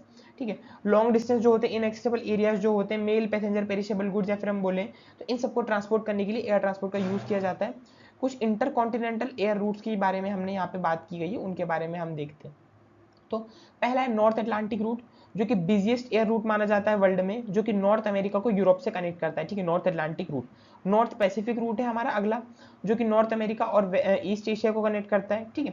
उसके बाद है ट्रांस साइबेरियन रूट, जो कि यूरोप और फार ईस्ट को, मतलब रशिया को कनेक्ट करता है, यूरोप और रशिया को ईस्ट में कनेक्ट करता है, ठीक है, यूरोप से रशिया ईस्ट में कनेक्ट करता है। उसके बाद साउथ अटलांटिक और अफ्रीकन रूट जिसे बोला जाता है, तो जो कि साउथ अमेरिका, अफ्रीका और यूरोप को कनेक्ट करता है, फिर यूरोप से लिंक है, ठीक है। उसके बाद है ट्रांस इंडियन ओशन रूट, जो कि बहुत इंपॉर्टेंट रूट हो जाता है हमारे कंटेक्स्ट में, हमारे एग्जाम कंटेक्स्ट में, जो कि साउथ ईस्ट एशिया को अफ्रीका और ऑस्ट्रेलिया से कनेक्ट करता है। इसका नाम है ट्रांस इंडियन ओशन रूट, ठीक है। इंडियन ओशन से होते हुए रूट जाता है ऑस्ट्रेलिया तक, इधर अफ्रीका तक और साउथ ईस्ट एशिया तक, ठीक है। आई होप आपको समझ आया होगा सारे रूट्स। एयर ट्रांसपोर्ट क्या होता है इंपॉर्टेंट, मैंने आपको एयर जो इंटर कॉन्टिनेंटल एयर रूट्स हैं उनके बारे में भी मैंने आपको बता दिया है। अब हम चलते हैं हमारे नेक्स्ट टॉपिक पर। तो नेक्स्ट टॉपिक है हमारा पाइपलाइंस के ऊपर। अभी तक हमने air transport, land transport, water transport के बारे में पढ़ लिया। अगला टॉपिक है हमारा एयर पाइपलाइंस, ठीक है। तो पाइपलाइंस के बारे में देखते हैं कि पाइपलाइंस क्या होती है। तो pipelines are use for transporting liquids and gases such as petroleum, natural gas and water over long distance. अब देखो पाइपलाइन से क्या होता है, लिक्विड चीजें ट्रांसपोर्ट की जाती है, जैसे पेट्रोलियम हो गया, ठीक है, नेचुरल गैसेज हो गई, ठीक है, वाटर हो गया, लॉन्ग डिस्टेंस में ट्रांसपोर्ट किया जाता है, ठीक है। अब पाइपलाइन, अब एचवीजे करके एक पाइपलाइन है, एचवीजे, ठीक है, हजीराबाग, विजयपुर और जगदीशपुर, ठीक है। ये एक एचवीजे पाइपलाइन है, जो कि हमारी इंडिया की बहुत इंपॉर्टेंट पाइपलाइन हो जाती है। इसके बारे में आप पढ़ लेना, मैं पढ़ा दूंगा वैसे तो आपको एचवीजे पाइपलाइन के बारे में। तो मैंने आपको एग्जांपल बताया पाइपलाइन का, वो तो है ना। तो पाइपलाइन के में क्या होता है कि लिक्विड्स को ट्रांसपोर्ट किया जाता है, जैसे लिक्विड और गैसेस को ट्रांसपोर्ट किया जाता है, पेट्रोलियम हो गया, नेचुरल गैसेज हो गए, वाटर को ट्रांसपोर्ट किया जाता है लॉन्ग डिस्टेंस के लिए, ठीक है। अब इसके क्या एडवांटेज होते हैं, ये इकोनॉमिकली सेफ हो जाए, मतलब चीप तो नहीं बोलेंगे इसे, मतलब हम बोले तो बजट अंडर होता है, मतलब हमारे बजट में होता है, अफोर्डेबल होता है, मतलब हम लोग के अफोर्डेबल नहीं पर गवर्नमेंट की बात करें तो उनके लिए अफोर्डेबल होता है, सेफ भी होता है, क्योंकि यहाँ पे कोई खतरा नहीं होता है आपको, ठीक है। आप पाइपलाइन के थ्रू आपका सामान जा रहा है, किसको पता है कि पाइपलाइन के अंदर क्या जा रहा है, तो ये सेफ भी होता है एक तरीके से। सुइटेबल फॉर इनएक्सेसिबल एरिया, अब जो कुछ इनएक्सेसिबल एरिया होते हैं वहां के लिए भी सुइटेबल होता है, ठीक है। Less environmental damage and compare to road transport. Road transport पे क्या होता है कि काफी ज्यादा पोल्यूशन आपको देखने को मिल सकता है, ठीक है, काफी ज्यादा हार्मफुल गैसेज वहां पे व्हीकल्स प्रोड्यूस करते हैं, बट ये इन्वायरमेंट को बहुत कम डैमेज करता है, क्योंकि यहाँ आपका सारा अंडरग्राउंड सामान आपका जाएगा, पाइपलाइन के अंडर आपका सामान जाएगा, तो उतना आपको इन्वायरमेंट को डैमेज नहीं पहुंचाएगा, ठीक है, और कन्वीनियंट भी होगा, ठीक है, सुइटेबल भी होगा, सेफ भी होगा, ठीक है। आई होप आपको समझ आया होगा। अब इसके कुछ हम एग्जाम्पल्स पढ़ लेते हैं। तो गाइस हम एग्जाम्पल्स के बारे में पढ़ रहे थे, तो हमारे पास पाइपलाइन के कुछ एग्जाम्पल्स यहाँ पे दिए गए हैं, उनके बारे में हम पढ़ते हैं। देखो सबसे पहला हमारे पास है बिग इंच पाइपलाइन, जो कि यूएसए में है, इसका नाम है Big Inch pipeline, carries petrol from Texas to New York. Texas से न्यूयॉर्क तक पेट्रोल को कैरी करती है, इसका नाम है बिग इंच पाइपलाइन, जो कि यूएसए में है। उसके बाद ड्रूजबा पाइपलाइन, मैं गलत प्रोनाउंस ना कर रहा हूँ नाम को, ड्रूजबा पाइपलाइन, जो कि रशिया में है, जो कि ऑयल फील्ड, रशिया की जो ऑयल फील्ड्स हैं उन्हें यूरोप से कनेक्ट करती हैं, ठीक है। उसके बाद अगली है हमारी Trans Arabian pipeline, connects oil field of Saudi Arabia with the Mediterranean coast, जो कि सऊदी अरेबिया की जो ऑयल फील्ड हैं उन्हें मेडिटेरियन कोस्ट से कनेक्ट करती है, इसका नाम है ट्रांस अरेबियन पाइपलाइन, ठीक है। आई होप ये सब कुछ क्लियर होगा। उसके बाद अगला टॉपिक है हमारा कम्युनिकेशन। तो कम्युनिकेशन देखते हैं। देखो communication refers to the transmission of message and information. The development of satellite and digital technology has revolutionised communication. Communication का मतलब क्या होता है कि मैसेज या फिर इन्फॉर्मेशन का ट्रांसमिशन या फिर हम बोले तो उसका एक्सचेंज। अब क्या हुआ है कि सैटेलाइट और डिजिटल टेक्नोलॉजी ने क्या किया है कि कम्युनिकेशन को रेवोल्यूशनाइज कर दिया है, मतलब इसको और इंप्रूव कर दिया है। तो वो इंप्रूव होकर क्या चीजें इंप्रूव हुई है कम्युनिकेशन में, तो वो है satellite communication. Satellite are used for weather forecasting, radio television and internet services, ठीक है। अब ये कितनी एडवांस टेक्नोलॉजी, कितनी एडवांस चीजें देखी जाए तो, ठीक है। They enable real time global communication, ठीक है। वो रियल टाइम ग्लोबल कम्युनिकेशन मतलब रियल टाइम आप कहीं भी किसी से भी कनेक्ट कर सकते हैं अभी के समय में, अभी बैठे बैठे, ठीक है। इसकी कुछ एग्जांपल है इनसैट, INSAT और GSAT, ठीक है, जो कि इंडिया की कुछ सीरीज है ना। उसके बाद अगला है हमारा cyber space, cyber internet. The internet is created new digital space that connect million of people world wide. अब इंटरनेट मिलियन क्या बिलियन लोगों को कनेक्ट करता है वर्ल्ड वाइड इंटरनेट पे। तो अभी हम आप और हम कनेक्टेड है वो भी इंटरनेट के थ्रू ही, ठीक है। It enables instant sharing of information, e commerce and education. यहाँ पे आप इंस्टेंटली एजुकेशन को शेयर कर सकते हैं जैसे अभी हम कर रहे हैं, ठीक है। ई कॉमर्स या फिर मतलब ई कॉमर्स से हम बोले तो जितना भी सर्विसेज होती हैं जो कि ट्रेड से लिंक होती है उन्हें, है ना। उसके बाद इंफॉर्मेशन कुछ भी होती उनको शेयर कर सकते हैं ना। However, issues like the digital divide exist between developed and developing countries. But digital divide जो कि हमने लास्ट चैप्टर में पढ़ा था, इस टाइप की कुछ इश्यूज अभी भी होते हैं हम बोलते हैं साइबर स्पेस या फिर इंटरनेट कम्युनिकेशन में। आई होप आपको यहाँ तक सब कुछ क्लियर होगा। अभी हम चलते हैं हमारे अगले टॉपिक पर, ठीक है। तो गाइस अभी हमारा ट्रांसपोर्ट और कम्युनिकेशन वाला पार्ट खत्म होता है। अब हमारा आता है इंटरनेशनल ट्रेड वाला पार्ट। तीनों चैप्टर एनसीईआरटी में अलग अलग दिए हुए हैं, बट यहाँ पे हमारा जो एनसीईआरटी के कंटेक्स्ट में हम बात करें, एनसीईआरटी एग्जाम के बेसिस पे हम बात करें, तो आपको एक ही यूनिट में तीनों चारों चैप्टर दिए गए हैं, तो हम उसे एक ही यूनिट में कवर कर रहे हैं, है ना। तो इससे पहले हमने ट्रांसपोर्ट और कम्युनिकेशन पढ़ लिया, अब हम पढ़ेंगे इंटरनेशनल ट्रेड के बारे में। तो देखो, trade means the voluntary exchange of goods and services between people और region to satisfy human wants, है ना। मतलब लोगों के बीच में और रीजन्स के बीच में, मतलब अलग अलग डिफरेंट डिफरेंट लैंड पार्ट्स के बीच में गुड्स और सर्विसेज का एक्सचेंज। क्यों? क्योंकि वो अपनी वांट्स को सेटिस्फाई कर सके। जो होता है, जो गुड्स और सर्विसेज का एक्सचेंज होता है, उसे हम ट्रेड बोलते हैं, ठीक है। It plays an important role in connecting different parts of the world and promoting economical and cultural interaction. ये हमें वर्ल्ड के डिफरेंट डिफरेंट पार्ट से कनेक्ट करने में हेल्प करता है, ठीक है। कल्चर को एक्सचेंज करने में, कल्चर, उनके कल्चर को समझने में, ठीक है। इकोनॉमिक एक्टिविटीज को प्रमोट करने में या फिर इकोनॉमिक डेवलपमेंट में काफी ज्यादा हेल्प करता है हमें ट्रेड, ठीक है। उसके बाद before the development of money, trade was carried out through a barter system. जब मनी नहीं, मतलब बनी जो पैसा है, अभी जो मीडियम ऑफ एक्सचेंज है, वो जब बना नहीं था, जब वो एग्जिस्ट नहीं करता था, तो बार्टर सिस्टम के थ्रू ट्रेड किया जाता था। बार्टर सिस्टम क्या होते हैं कि मान लीजिए आपको 1 किलो आटा चाहिए, 1 kg आपको आटा चाहिए, ठीक है। तो 1 kg आटे के बदले मैं आपसे लूंगा 1 kg राइस, ठीक है। ये हो गया बार्टर सिस्टम, मतलब कुछ चीज के बदले कुछ चीज देना, ये हो गया बार्टर सिस्टम, ठीक। एक मिनट, मैं क्लियर कर देता हूँ उसको, ठीक है। ये आपको क्लियर है कि बार्टर सिस्टम क्या होता है, आपको पता ही होगा, मुझे ज्यादा डिस्क्राइब करने की जरूरत नहीं। Where good were exchange directly for other goods, ठीक है, इजी लिखा हुआ है। For example food grains for tools और क्लोथ, है ना, यहाँ पे दिया गया फूड ग्रेन के बदले टूल और क्लोथ एक्सचेंज कर लिए जाते थे। ऐसे काफी सारी चीजें एक्सचेंज होती थी। However this system has many limitation such as the lack of common measure of value and difficulty of finding people with matching needs. अब देखो यहाँ पे काफी सारे ड्रॉबैक्स थे इस सिस्टम में, कि मतलब क्या वैल्यू मेजर करनी जानी चाहिए। मान लीजिए कि 1 किलो, हाँ हम बात करें तो आटे के बदले 1 किलो ही राइस देना चाहिए, फिर कम ज्यादा देनी चाहिए। ऐसा मेजर नहीं था वैल्यू का कि कितनी वैल्यू एक्सचेंज की जानी चाहिए, या फिर सेम बॉन्ड्स का पीपल मतलब होना चाहिए। जैसे कि मान लीजिए आप लोगों को आटा चाहिए और मुझे गेहूं चाहिए, तो उस चीज का एक्सचेंज करने वाला ढूंढना होगा हमें, है ना। तो मतलब जिन्हें बॉन्ड्स जिनकी सेम मैच हो रही हो, है ना, तो वो चीजें थोड़ी सी डिफिकल्ट हो जाती थी इस सिस्टम के अंडर, ठीक है। With the introduction of money as a medium of exchange, trade become easier, more efficient and widespread. अब जैसे ही मनी का इनोवेशन हुआ, फिर money as a medium of exchange use होने लगा, तो ट्रेड काफी ज्यादा ईजी हो गया, ठीक है, एफिशिएंट हो गया और वाइड स्प्रेड हो गया, मतलब काफी ज्यादा फैल गया। उसके बाद ट्रेड जो कि कुछ पार्ट में डिवाइडेड हो सकता है, डिवाइडेड इनटू, देखो कुछ पार्ट में डिवाइडेड हो सकता है ट्रेड, वो यहाँ पे दिए गए। इंटरनल और डोमेस्टिक ट्रेड, मतलब कंट्री के अंदर जो ट्रेड हो रहा है किसी स्टेट्स के बीच में, या फिर हम बात करें डिस्ट्रिक्ट के बीच में, विलेजेस के बीच में जो ट्रेड हो रहा है, उसे हम बोलते हैं इंटरनल और डोमेस्टिक ट्रेड। इंटरनेशनल ट्रेड क्या होता है, नाम से ही समझ आ रहा है, दो और दो से ज्यादा कंट्रीज के बीच में जो ट्रेड होता है वो होता है international trade. International trade is influenced by physical, economic और पॉलिटिकल फैक्टर्स। ये कुछ फैक्टर हैं जो कि इंटरनेशनल ट्रेड को बोले तो इन्फ्लुएंस करती हैं, फिजिकल, इकोनॉमिक और political. And it help countries to specialise in what they can produce most efficiently while obtaining other goods from abroad. मतलब ये क्या हेल्प करते हैं कि जो कंट्री स्पेशलाइज है जिस चीज में, वो खुद से वो प्रोड्यूस कर लेती है, बाकी जिस भी चीज की उन्हें नीड है वो दूसरी कंट्रीज से उसे ट्रांसपोर्ट करवा सकते हैं, फिर इंपोर्ट करवा सकते हैं, ठीक है। आई होप आपको समझ आया होगा इंटरनेशनल ट्रेड कितने पार्ट में डिवाइडेड है, क्या होता है इंटरनेशनल ट्रेड, और क्या फैक्टर हैं जो कि इन्फ्लुएंस करते हैं इंटरनेशनल ट्रेड को। अब हम चलते हैं हमारे अगले टॉपिक पर। तो अगला टॉपिक है हमारा history of international trade. International trade की हिस्ट्री के बारे में हम कुछ पढ़ लेते हैं। देखो, international trade is not new. International trade देखो न्यू नहीं है, it is existence since ancient times. Ancient time से ही ट्रेड एग्जिस्ट कर रहा था। हम हमारी फर्स्ट सिविलाइजेशन की बात करें, इंडियन सिविलाइजेशन की, इंडस वैली सिविलाइजेशन, उसके कनेक्शन कहाँ से थे, ओमान से थे, ठीक है, ओमान जिसे बोलते हैं, और ईरान से थे, इराक से थे, इस टाइप मेसोपोटामिया से थे। तो ऐसी कुछ सिविलाइजेशन थी जो कहीं और सिविलाइज्ड हो रही थी या फिर कहीं और इमर्ज कर रही थी, उसके कनेक्शन हमारी इंडियन सिविलाइजेशन से थे। तो ट्रेड तो उस टाइम से चलता आ रहा है, हम ऐसे तो नहीं कहेंगे कि ट्रेड अभी से स्टार्ट हुआ है। तो ट्रेड तो तब से चला आ रहा है ना। एक कॉपर का कुछ तो एक मिला था, चलो वो छोड़ो, वो हिस्ट्री का टॉपिक है, उसे अभी हम ज्योग्राफी पे ही आते हैं। Early trade was carried out through famous route such as. अब देखो जो अभी का जो ट्रेड है, अर्ली ट्रेड जो था, मतलब उस सिविलाइजेशन के बाद का जो ट्रेड था, वो कुछ फेमस रूट से होता था, जैसे सिल्क रूट हो गया, ठीक है। सिल्क रूट एक बहुत इंपॉर्टेंट ट्रेड रूट है जो कि चाइना यूरोप को कनेक्ट करता है सेंट्रल एशिया से, ठीक है। कनेक्ट चाइना विद यूरोप, मतलब चाइना को यूरोप से कनेक्ट करता है सेंट्रल एशिया के थ्रू, ठीक है। आई होप आपको समझ आया होगा। द स्पाइस रूट, ठीक है, connecting south east Asia India and Arabian peninsula with Europe. एक स्पाइस रूट भी है जो कि साउथ ईस्ट एशिया को कनेक्ट करता है, किससे? इंडिया से, अरेबियन पेनिनसुला से यूरोप को, ठीक है। आई होप आपको समझ आया होगा, है ना।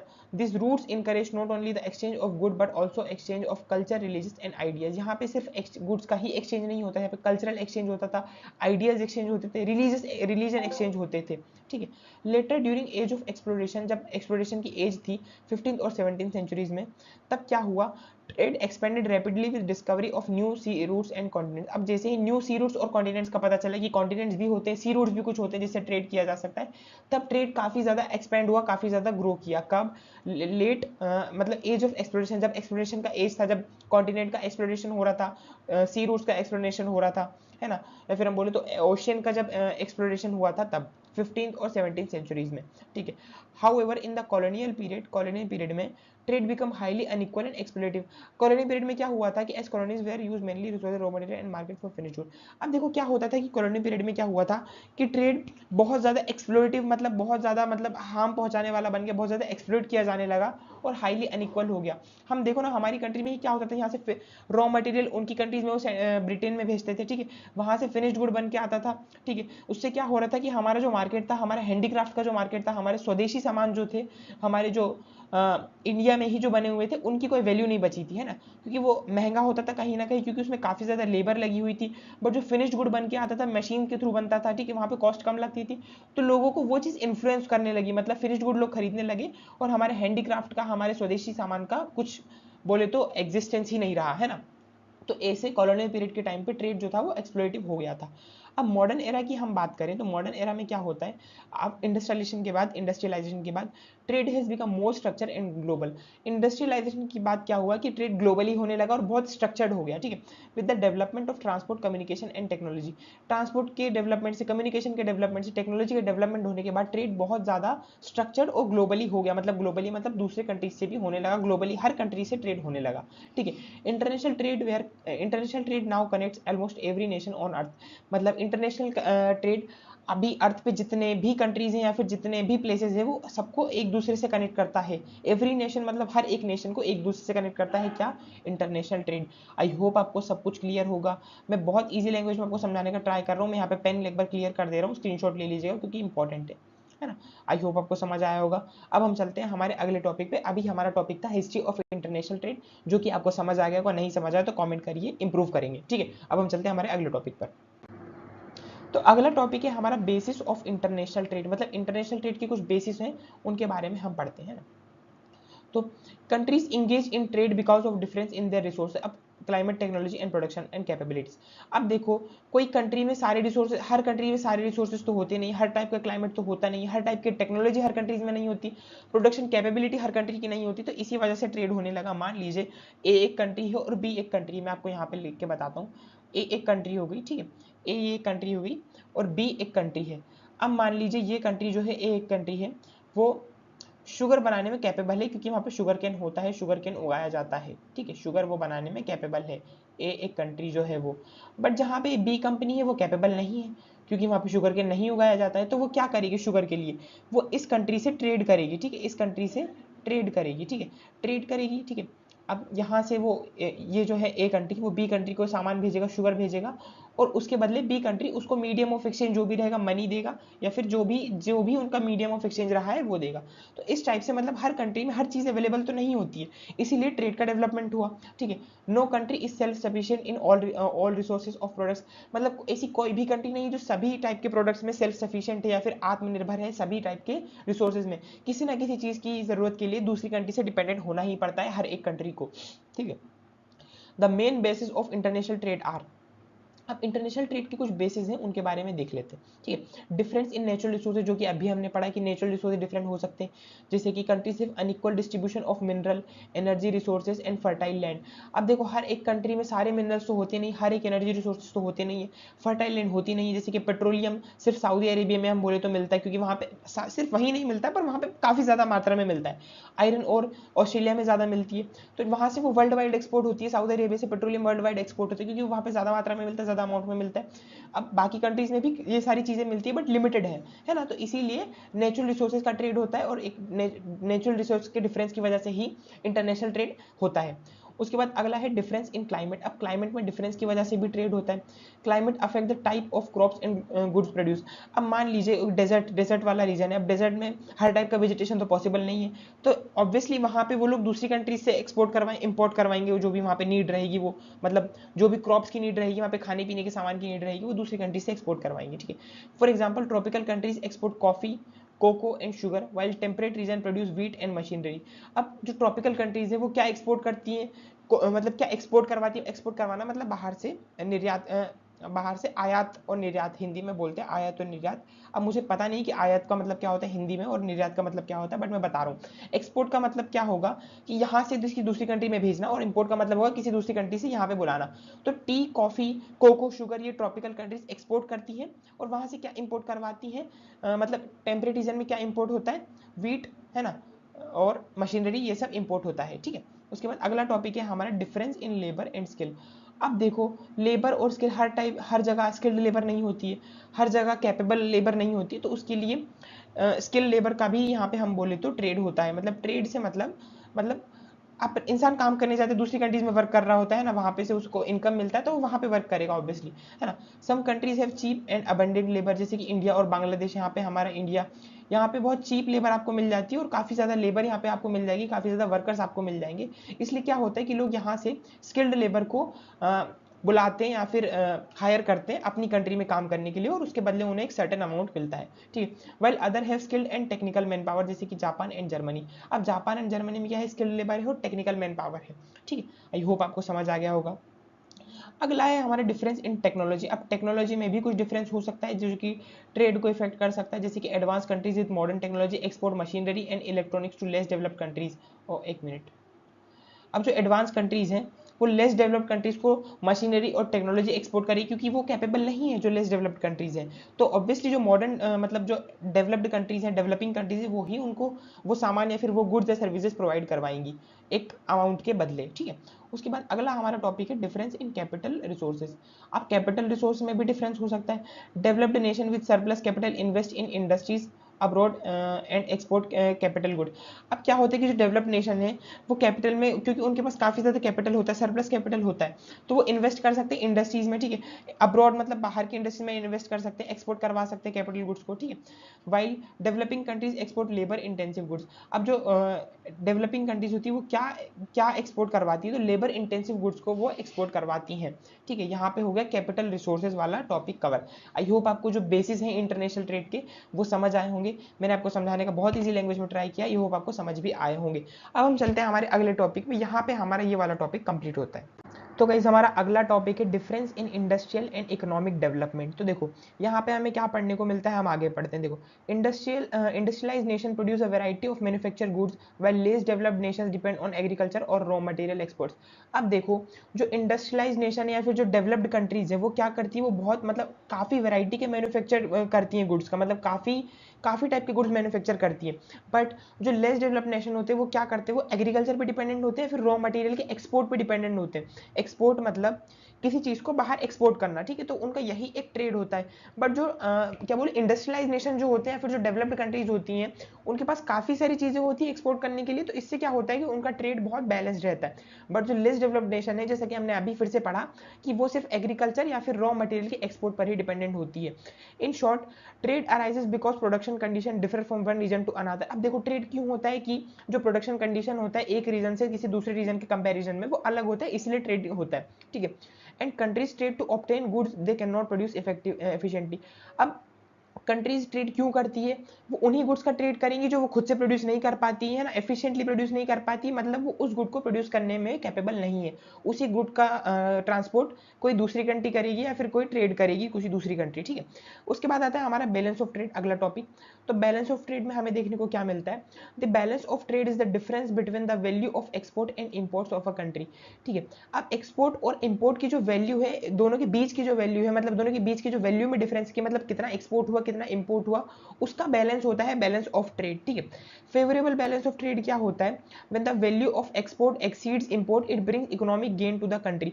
मतलब वैल्यू ऑफ एक्सपोर्ट्स, मतलब वैल्यू ऑफ एक्सपोर्ट्स मतलब कंट्री से कितना गया वो ज्यादा होना चाहिए कि कंट्री में कितना आया उससे, मतलब कंट्री से सामान ज्यादा एक्सपोर्ट होना चाहिए और इंपोर्ट कम होना चाहिए, तब क्या होगा कि तब फेवरेबल बैलेंस ऑफ ट्रेड रहेगा, मतलब तब जो ट्रेड है वो सरप्लस में चलेगा, मतलब तब कंट्री को प्रॉफिट हुआ है ना, क्योंकि ज्यादा एक्सपोर्ट हुआ है और इंपोर्ट कम हुआ है। एक्सपोर्ट ज्यादा हुआ है तो फॉरेन करेंसी ज्यादा आई है, इंपोर्ट कम हुआ है तो फॉरेन जो हमारे पास जो हमारी करेंसी है, वो हमारी फॉरेन करेंसी का जो डिपॉजिट है वो कम गया है ना, क्योंकि जो ट्रेड होता है वो फॉरेन करेंसी ही वहाँ पे एक्सचेंज का मीडियम यूज होता है, ठीक है। फॉरेन करेंसी मतलब डॉलर का यूज होता है, ठीक है। उसके बाद अगला है अनफेवरेबल बैलेंस ऑफ ट्रेड। अब देखो अनफेवरेबल बैलेंस ऑफ ट्रेड क्या होता है, when import exceed export it lead to a deficit in countries economy. अब इंपोर्ट ज्यादा है, मतलब किसी कंट्री में इंपोर्ट बहुत ज्यादा हो रहा है, दूसरी कंट्री से वो लोग सामान बहुत ज्यादा मंगा रहे हैं बट एक्सपोर्ट कुछ नहीं कर पा रहे, तो इससे क्या होगा कि वो सामान ज्यादा मंगाएंगे, जो उनका फॉरेन रिजर्व है, फॉरेन मनी रिजर्व है, वो कम हो जाएगा, वो खत्म हो जाएगा, है ना। अब वो कम सामान तो ज्यादा कम बहुत कम बाहर भेज रहे हैं, तो उनके पास फॉरेन एक्सचेंज आ नहीं पाएगा, बट उनका जो फॉरेन एक्सचेंज रिजर्व है वो खाली जरूर हो रहा है, उनके जो डॉलर का जो डिपॉजिट है वो खाली जरूर हो रहा है। क्यों?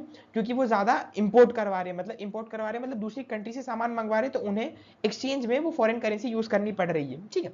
आई होप आप समझ गए होंगे कि फेवरेबल और अनफेवरेबल क्या होता है।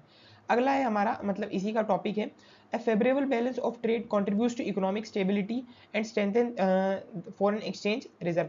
अब देखो अगर एक फेवरेबल बैलेंस ऑफ ट्रेड रहता है तो वो इकोनॉमिक स्टेबिलिटी लाता है कंट्री में, और फॉरेन एक्सचेंज रिजर्व को स्ट्रेंथ करता है, मतलब फॉरेन एक्सचेंज रिजर्व को बढ़ाता है। आई होप आपको बैलेंस ऑफ ट्रेड क्लियर होगा और डिफरेंस इन इंडस्ट्रियल और इकोनॉमिक डेवलपमेंट बिल्कुल क्लियर होगा। यहाँ पे ये टॉपिक हमारा खत्म होता है, अब हम चलते हैं हमारे नेक्स्ट टॉपिक पर।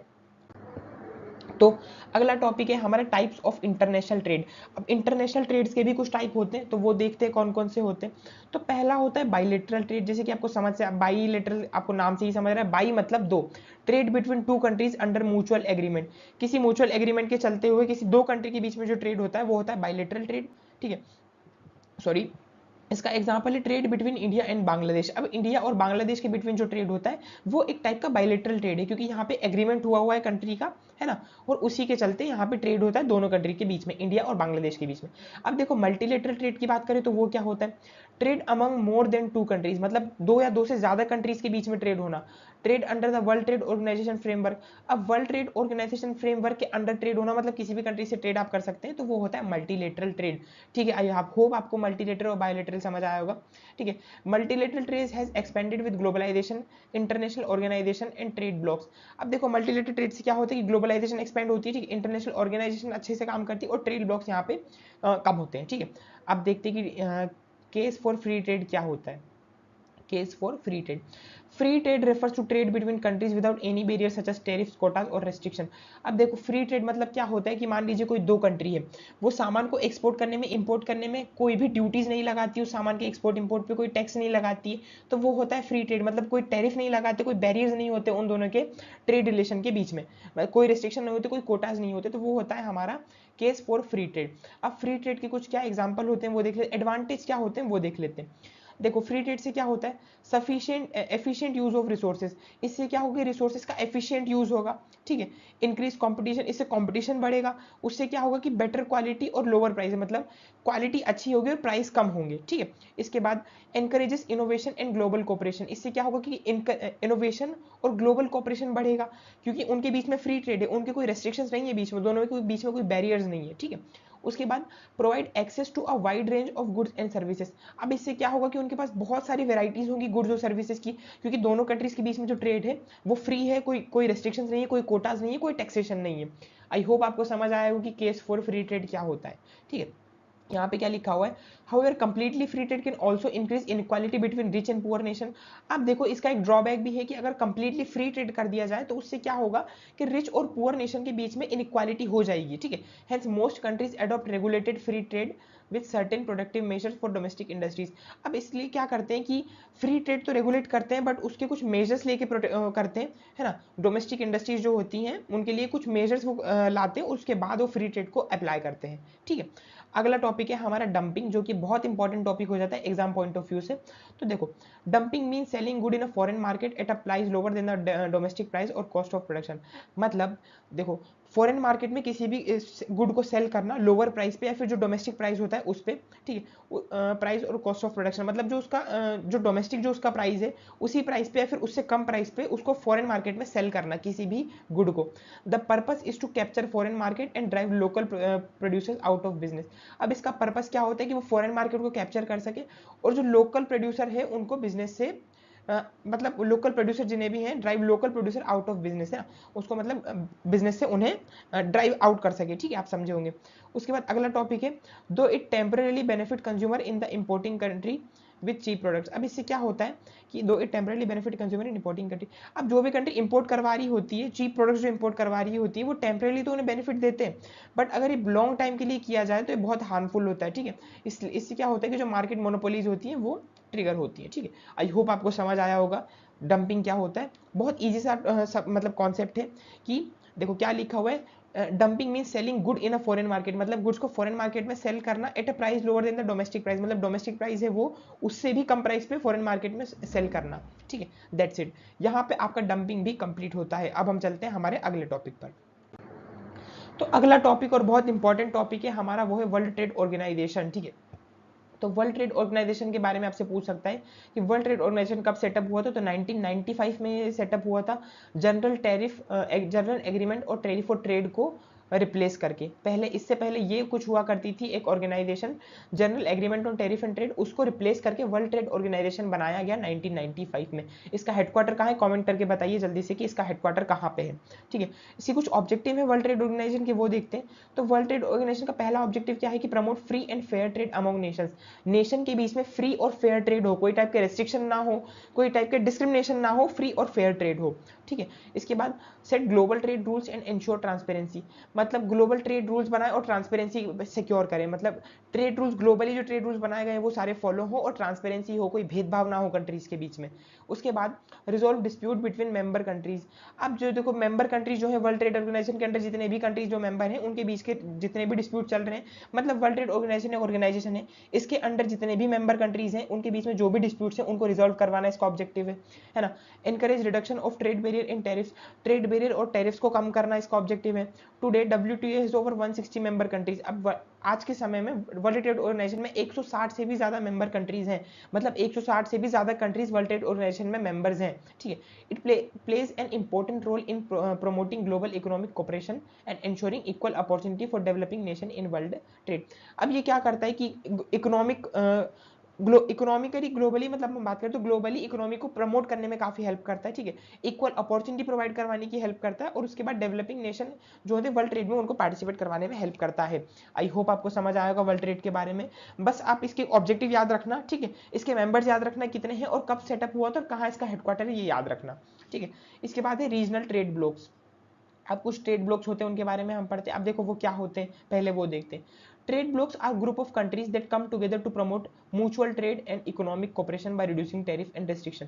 अब ये देखो क्या होता है कि एक ग्रुप कंट्रीज का एक ग्रुप बना लिया जाता है, वो क्या करते हैं कि वो म्यूचुअल ट्रेड को प्रमोट करते हैं। और कैसे प्रमोट करते हैं कि वो अपने बीच के टैरिफ्स को हटा देते हैं, अपने बीच के रेस्ट्रिक्शंस को वो हटा देते हैं ना, और वो म्यूचुअल ट्रेड को प्रमोट करते हैं। मतलब कोई कोई एक कंट्रीज का ग्रुप एक आपस में आ गया, उन्होंने अपने आपस में जितने भी ट्रेड के ऊपर टैक्सेशन है, जितने भी टैरिफ्स हैं, उन सबको हटा दिए और ओपन ट्रेड कर दिया है, म्यूचुअल ट्रेड को प्रमोट कर लिया है, मतलब, ठीक है। अब कुछ ट्रेड ब्लॉक्स के बारे में हम पढ़ लेते हैं जो कि इंपॉर्टेंट है। तो यूरोपियन यूनियन, अब देखो यूरोपियन यूनियन भी एक ट्रेड ब्लॉक है, ठीक है। Trade and common market among European nation. अब यूरोप के अंदर जितने भी नेशंस आते हैं वहां पे फ्री ट्रेड होता है, उनका एक कॉमन मार्केट होता है जो कि एक मेजर ट्रेड ब्लॉक हो जाता है, यूरोपियन यूनियन। उसके बाद अगला ट्रेड ब्लॉक है हमारा NAFTA है, north American free trade agreement. ये यूएसए, कनाडा और मेक्सिको के बीच एक ट्रेड ब्लॉक है, ठीक है। उसके बाद एशियन, जो कि ASEAN लिखा हुआ है, association of south east Asian nation for regional economic growth in Asia. ये एशिया के अंडर ये एक ट्रेड ब्लॉक है, ठीक है, एशियन जिसका नाम है। मेरकोजर जिसका नाम है, अगला है हमारा इन साउथ अमेरिका, ये साउथ अमेरिका में है। अर्जेंटीना, ब्राजील और कुछ कंट्रीज इसमें पार्टिसिपेटेड है, ठीक है। अगला और बहुत इंपॉर्टेंट है SARC, south asian association for regional cooperation. इसमें इंडिया, पाकिस्तान, नेपाल जैसी कुछ कंट्रीज इंक्लूडेड हैं। These trade bloc increase regional integration but sometime reduce global competition by favouring international trade over external trade. अब देखो ये ट्रेड क्या करते हैं कि रीजनल इंटीग्रेशन को इंक्रीज करने बढ़ाते हैं, ठीक है, बट ये क्या करते हैं कि ग्लोबल कंपटीशन को रिड्यूस करने के लिए क्या करते हैं कि एक्सटर्नल ट्रेड से ज्यादा वो क्या करते हैं, इंटरनेशनल ट्रेड को प्रेफर करते हैं। देखो अब यहाँ पे क्या लिखा हुआ है, these blocks increase regional integration, ठीक है, मतलब रीजनल इंटीग्रेशन को तो बढ़ाते ही है but sometime reduce global competition, but कुछ टाइम क्या करते हैं कि ग्लोबल कंपटीशन को कम करने के लिए क्या करते हैं, by favouring international trade over external trade, मतलब इंटरनेशनल ट्रेड को फेवर करते हैं एक्सटर्नल ट्रेड के ऊपर, ठीक है। आई होप आप समझ गए होंगे मेरी बात को। मेजर ट्रेड ब्लॉक आप याद रखना, ट्रेड ब्लॉक क्या होता है ये याद रखना। यहाँ पे आपका ये वाला टॉपिक भी कंप्लीट होता है। अब हम चलते हैं हमारे अगले टॉपिक पर। तो अगला टॉपिक है हमारा concern related to international trade. अब इंटरनेशनल ट्रेड से रिलेटेड कुछ कंसर्न्स होते हैं, उनके बारे में हम पढ़ लेते हैं, ठीक है। अनइक्वल बेनिफिट सबसे पहले आ जाता है। Developed countries often gain more than developing ones. अब देखो क्या होता है कि इंटरनेशनल ट्रेड में क्या होता है कि जो डेवलप्ड कंट्रीज होती है वो ज्यादा गेन कर लेती है डेवलपिंग कंट्रीज से। क्यों? क्योंकि वो डेवलप्ड कंट्रीज है, उनके पास सभी टाइप के प्रोडक्ट है और सभी टाइप के प्रोडक्ट को सेल कर सकते हैं। जैसे हमने पढ़ा था डेवलपिंग कंट्रीज के पास एग्रीकल्चर और रॉ मटेरियल्स के अलावा कुछ नहीं होता है, मतलब उतने ज्यादा गुड्स नहीं होते एक्सपोर्ट करने के लिए, ठीक है। उसके बाद अगला है डिपेंडेंस, ठीक है। पुअर नेशन में become dependent on developed ones for technology और कैपिटल। अब जो पुअर नेशन है, पुअर कंट्रीज है, वो डेवलप्ड कंट्रीज पे डिपेंडेंट है टेक्नोलॉजी और कैपिटल के लिए, तो ये एक इसका ड्रॉबैक हो जाता है, ठीक है। एनवायरमेंटल इंपैक्ट, इन्वायरमेंट भी इंपैक्ट करता है। Excessive trade and transport cost pollution and resource depletion. अब बहुत ज्यादा ट्रेड हो रहा है तो उससे क्या होगा कि ट्रांसपोर्ट से पॉल्यूशन होगा और रिसोर्सेज का भी डिप्लेशन होगा, क्योंकि रिसोर्सेज पहले ही लिमिटेड है और उसका ही सारा यूज कर लेंगे तो सस्टेनेबल डेवलपमेंट कैसे काम करेगा, है ना। उसके बाद अगला है ट्रेड डिस्प्यूट। अब देखो कुछ ट्रेड डिस्प्यूट होते हैं जो कि एक कंसर्न है इंटरनेशनल ट्रेड से रिलेटेड। तो पहला हो जाता है टैरिफ्स, सैंक्शंस लगा देते हैं। Protectionism lead to conflicts. अब प्रोटेक्शन के लिए वो टैरिफ लगा देते, सैंक्शन लगा देते, टैक्सेशन लगा देते, तो ये भी कुछ इंटरनेशनल ट्रेड में एक कंसर्न बन जाते हैं। अगला है हमारा अनफेयर प्रैक्टिस, ठीक है। Dumping and exploitation of cheap labour in developing countries. Dumping और एक्सप्लॉयटेशन चीप लेबर का डेवलपिंग कंट्रीज में ये एक अनफेयर प्रैक्टिस हो जाता है ट्रेड का। क्यों? क्योंकि यहाँ पे क्या होता है कि जो लेबर होती है वो कहीं और काम कर रही होती है, उसका अपनी कंट्री में कोई वो नहीं होता है, बट वो कहीं और काम कर रही होती है, तो उसका सारा जितना भी वो इनकम होगा वो अपनी कंट्री में यूज नहीं हो रहा है, वो कहीं और अपना पोटेंशियल यूज कर रही है ना, जो भी मतलब डंपिंग के अंडर जो भी वर्कफोर्स काम कर रही है वो, ठीक है। अगला है हमारा गेटवेज ऑफ इंटरनेशनल ट्रेड। अब इंटरनेशनल ट्रेड के कुछ गेटवेज होते हैं, उनके बारे में पढ़ते हैं। तो देखो पोर्ट्स जनरली कंसीडर किए जाते हैं इंटरनेशनल ट्रेड के गेटवेज, क्योंकि वो क्या करते हैं कि गुड्स को हैंडल करते हैं, गुड्स का मूवमेंट हैंडल करते हैं लैंड और सी रूट्स के थ्रू, ठीक है। They serve as important centre for import export and commercial transaction. वो एक इंपॉर्टेंट सेंटर होते हैं इंपोर्ट के लिए, एक्सपोर्ट के लिए या फिर कमर्शियल ट्रांजेक्शन के लिए। आई होप आप समझे होंगे, ठीक है। पोर्ट्स के बारे में पढ़ते हैं अब हम कि पोर्ट्स क्या होते हैं। पोर्ट्स आर कोस्टल और inland places where ships and load and unload cargo और पैसेंजर। पोस्ट और ये क्या होते हैं, ये जहाँ पे शिप्स कार्गो या फिर पैसेंजर को लोड या अनलोड करती है, ठीक है। The efficiency of port depends on its location, infrastructure and accessibility. अब पोर्ट्स की एफिशिएंसी किस चीज पे डिपेंड करती है, उसकी लोकेशन पे कि कहाँ पे पोर्ट लोकेटेड है, उसकी इंफ्रास्ट्रक्चर पे भी कितना अच्छा वेल डेवलप्ड पोर्ट है, या फिर उसकी एक्सेसिबिलिटी पे कि कितना एक्सेसिबल हमारा पोर्ट है, ठीक है। अब कुछ टाइप के पोर्ट्स होते हैं, उनके बारे में हम पढ़ते हैं। अब देखो कार्गो हैंडल जहां पे किया जाता है अकॉर्डिंग टू कार्गो हैंडल, मतलब जहां जहां पे कार्गो हैंडल किया जाता है उसके बेसिस पे कुछ पोर्ट्स होते हैं, उनके बारे में पढ़ते हैं। तो पहला है इंडस्ट्रियल पोर्ट। इंडस्ट्रियल पोर्ट क्या होते हैं, जो कि सर्व लार्ज इंडस्ट्रियल एरिया, जो कि इंडस्ट्रियल एरिया को सर्व करते हैं। वहां पे क्या हैंडल किया जाता है, हैवी कार्गो, जैसे कि आयरन ओर हो गया, कोल हो गया, मशीनरी हो गया, तो ये एक हैवी कार्गो हो गया। मतलब कार्गो की बेस पे बात की जा रही है, तो इंडस्ट्रियल पोर्ट्स क्या होते हैं, जहां पे हैवी कार्गो कैरी किया जाता है। अब इसका कुछ एग्जांपल न्यू कासल जो कि यूनाइटेड किंगडम में है, और मुंबई इंडिया में, जो कि एक इंडस्ट्रियल पोर्ट का एग्जांपल है। उसके बाद अगला है कमर्शियल पोर्ट्स क्या होते हैं। तो यहाँ पे जनरल कार्गो हैंडल किया जाता है, इंपोर्ट और एक्सपोर्ट और जनरल कार्गो का किया जाता है। अब इसका कुछ एग्जांपल है सिंगापुर, ठीक है, लंदन हो गया, न्यूयॉर्क हो गया। इसके कुछ एग्जांपल है किसके, कमर्शियल पोर्ट के। यहाँ पे क्या होता है कि जनरल कार्गो को हैंडल किया जाता है। अगला है थर्ड कॉम्प्रहेंसिव पोर्ट। तो कॉम्प्रहेंसिव पोर्ट्स क्या होते हैं, यहाँ पे क्या होता है कि पैसेंजर के साथ साथ कार्गो को भी हैंडल किया जाता है। पहले क्या होता था कि सिर्फ कार्गो को ही हैंडल किया जा रहा था, किसमें, कमर्शियल और इंडस्ट्रियल में, बट कॉम्प्रहेंसिव में पैसेंजर के साथ साथ कार्गो को भी हैंडल किया जा रहा है। इसके कुछ एग्जांपल है सिडनी और मुंबई। सिडनी और मुंबई के पोर्ट में पैसेंजर के साथ साथ कार्गो को भी हैंडल किया जाता है। कुछ पोर्ट्स बताए गए हैं सिडनी और मुंबई के। आई होप यहाँ तक क्लियर होगा। अब हम चलते हैं हमारे अगले टॉपिक पर। तो देखो अब लोकेशन के बेसिस पे भी कुछ पोर्ट्स होते हैं। अभी तक हमने बड़ा कार्गो हैंडल, मतलब किस टाइप का कार्गो हैंडल किया जाता है, हमने वो अभी पढ़ा। अब हम पढ़ेंगे लोकेशन के बेसिस पे कि लोकेशन के बेसिस पे कैसे पोर्ट डिवाइडेड होते हैं। तो पहला है इनलैंड पोर्ट्स। अब देखो इनलैंड पोर्ट्स क्या होते हैं, located away from the sea but connected by navigable river और कैनाल। मतलब सी से तो दूर होते हैं बट नेविगेबल री और कैनाल से वो कनेक्टेड, मतलब नेविगेबल रिवर्स और कैनाल से कनेक्टेड होते हैं। नेविगेबल रिवर्स मतलब रिवर्स से कनेक्टेड होते हैं, फिर कैनाल के थ्रू वो पोर्ट्स कनेक्टेड होते हैं। जैसे कि कोलकाता हो गया, ठीक है, कोलकाता एक इंडिया में एक पोर्ट है, मतलब कोलकाता के कुछ पोर्ट्स हैं जो कि इनलैंड पोर्ट है। हैम्बर्ग जर्मनी में भी कुछ पोर्ट्स हैं जो कि इनलैंड पोर्ट की तरह एक्ट करते हैं, ठीक है। उसके बाद आउटपोर्ट्स के बारे में पढ़ते हैं। Serve as feeder port to main port for lightning और अनलोडिंग कार्गो। अब देखो ये क्या होते हैं कि फीडर पोर्ट की तरह एक्ट करते हैं इनलैंड पोर्ट के लिए। अब इनलैंड पोर्ट पे ज्यादा अगर कार्गो आ जाता है तो वो क्या करते हैं कि आधा कार्गो आउटपोर्ट पे करवा देते हैं अभी अनलोड, फिर उसको बाद में मैन पोर्ट पे लेके आ लिया जाएगा, है ना। तो ऐसे लाइटनिंग मतलब ताकि इनलैंड पोर्ट का जो वर्कलोड है वो थोड़ा सा कम हो जाए, इसलिए आउटपोर्ट एक्ट करते हैं एज अ फीडर पोर्ट, ठीक है। इसका एग्जांपल है फ्रीमेंटल ऑफ पर्थ ऑस्ट्रेलिया और व्लादिवोस्टोक रशिया, ठीक है। अब स्पेशलाइज्ड फंक्शन से रिलेटेड भी कुछ पोर्ट्स होते हैं या फिर उनके बेसिस से भी कुछ उनके बेसिस पे भी कुछ पोर्ट्स होते हैं। तो ऑयल पोर्ट्स, ठीक है, ऑयल पोर्ट्स क्या होते हैं, specialise in loading and unloading crude oil and petroleum products. ये किसके लिए यूज होते हैं, लोडिंग और अनलोडिंग के लिए। किसके अनलोडिंग और लोडिंग के लिए, ऑयल और पेट्रोलियम प्रोडक्ट्स के लिए, नाम से ही समझ आ रहा है ऑयल पोर्ट्स, ठीक है। Equipped with large storage tanks and pipeline, यहाँ पे बहुत ज्यादा बड़े बड़े स्टोरेज टैंक्स और पाइपलाइंस होते हैं जिससे कि वो लिक्विड को ट्रांसफर करते हैं, ठीक है। इसका कुछ एग्जाम्पल है पोर्ट ऑफ अबाडान जो कि ईरान में है, पोर्ट ऑफ रास तनूरा जो कि सऊदी अरेबिया में है। ये है एक ऑयल पोर्ट का एग्जांपल। इसके बाद अगला है पोर्ट्स ऑफ कॉल। तो पोर्ट्स ऑफ कॉल क्या होते हैं, ports where ship stop for refuelling supplies और minor repair during long voyage. अब कोई सी भी शिप काफ़ी ज़्यादा बड़ी ट्रेवल करके आ रही है, फिर बहुत लंबा रूट वो कवर करके आ रही है, तो उसके रिफ्यूलिंग के लिए जो पोर्ट यूज़ होते हैं, फिर उसकी सप्लाईज या फिर मतलब जो उसमें सप्लाईज होती हैं जैसे खाने पीने की सप्लाई हो गई, वॉशरूम क्लीनिंग की सप्लाई होगी, इन सब की सप्लाई के लिए, फिर कुछ रिपेयर्स या फिर कुछ इतना जब शिप चल के आती है तो कुछ काफ़ी सारी मतलब वहाँ पे उसमें होता है कि काफ़ी सारी चीज़ें थोड़ा वर्क नहीं करती हैं ठीक से, फिर काम करना बंद कर देती है, तो उनके रिपेयर के लिए, माइनर रिपेयर्स के लिए जो पोर्ट्स ऑफ कॉल होते हैं वो यूज़ किए जाते हैं। They serve as intermediate halt between major ports. ये मेजर पोर्ट और मेन पोर्ट के बीच में इंटरमीडिएट हॉल्ट मतलब एक हॉल्ट होता है मेजर पोर्ट्स के बीच में और शिप्स के बीच में, ठीक है। इसकी कुछ एग्जांपल है साउथहैम्पटन यूके और मुंबई, ठीक है। मुंबई में भी सॉरी मैं नीचे वाले उस पर चला गया।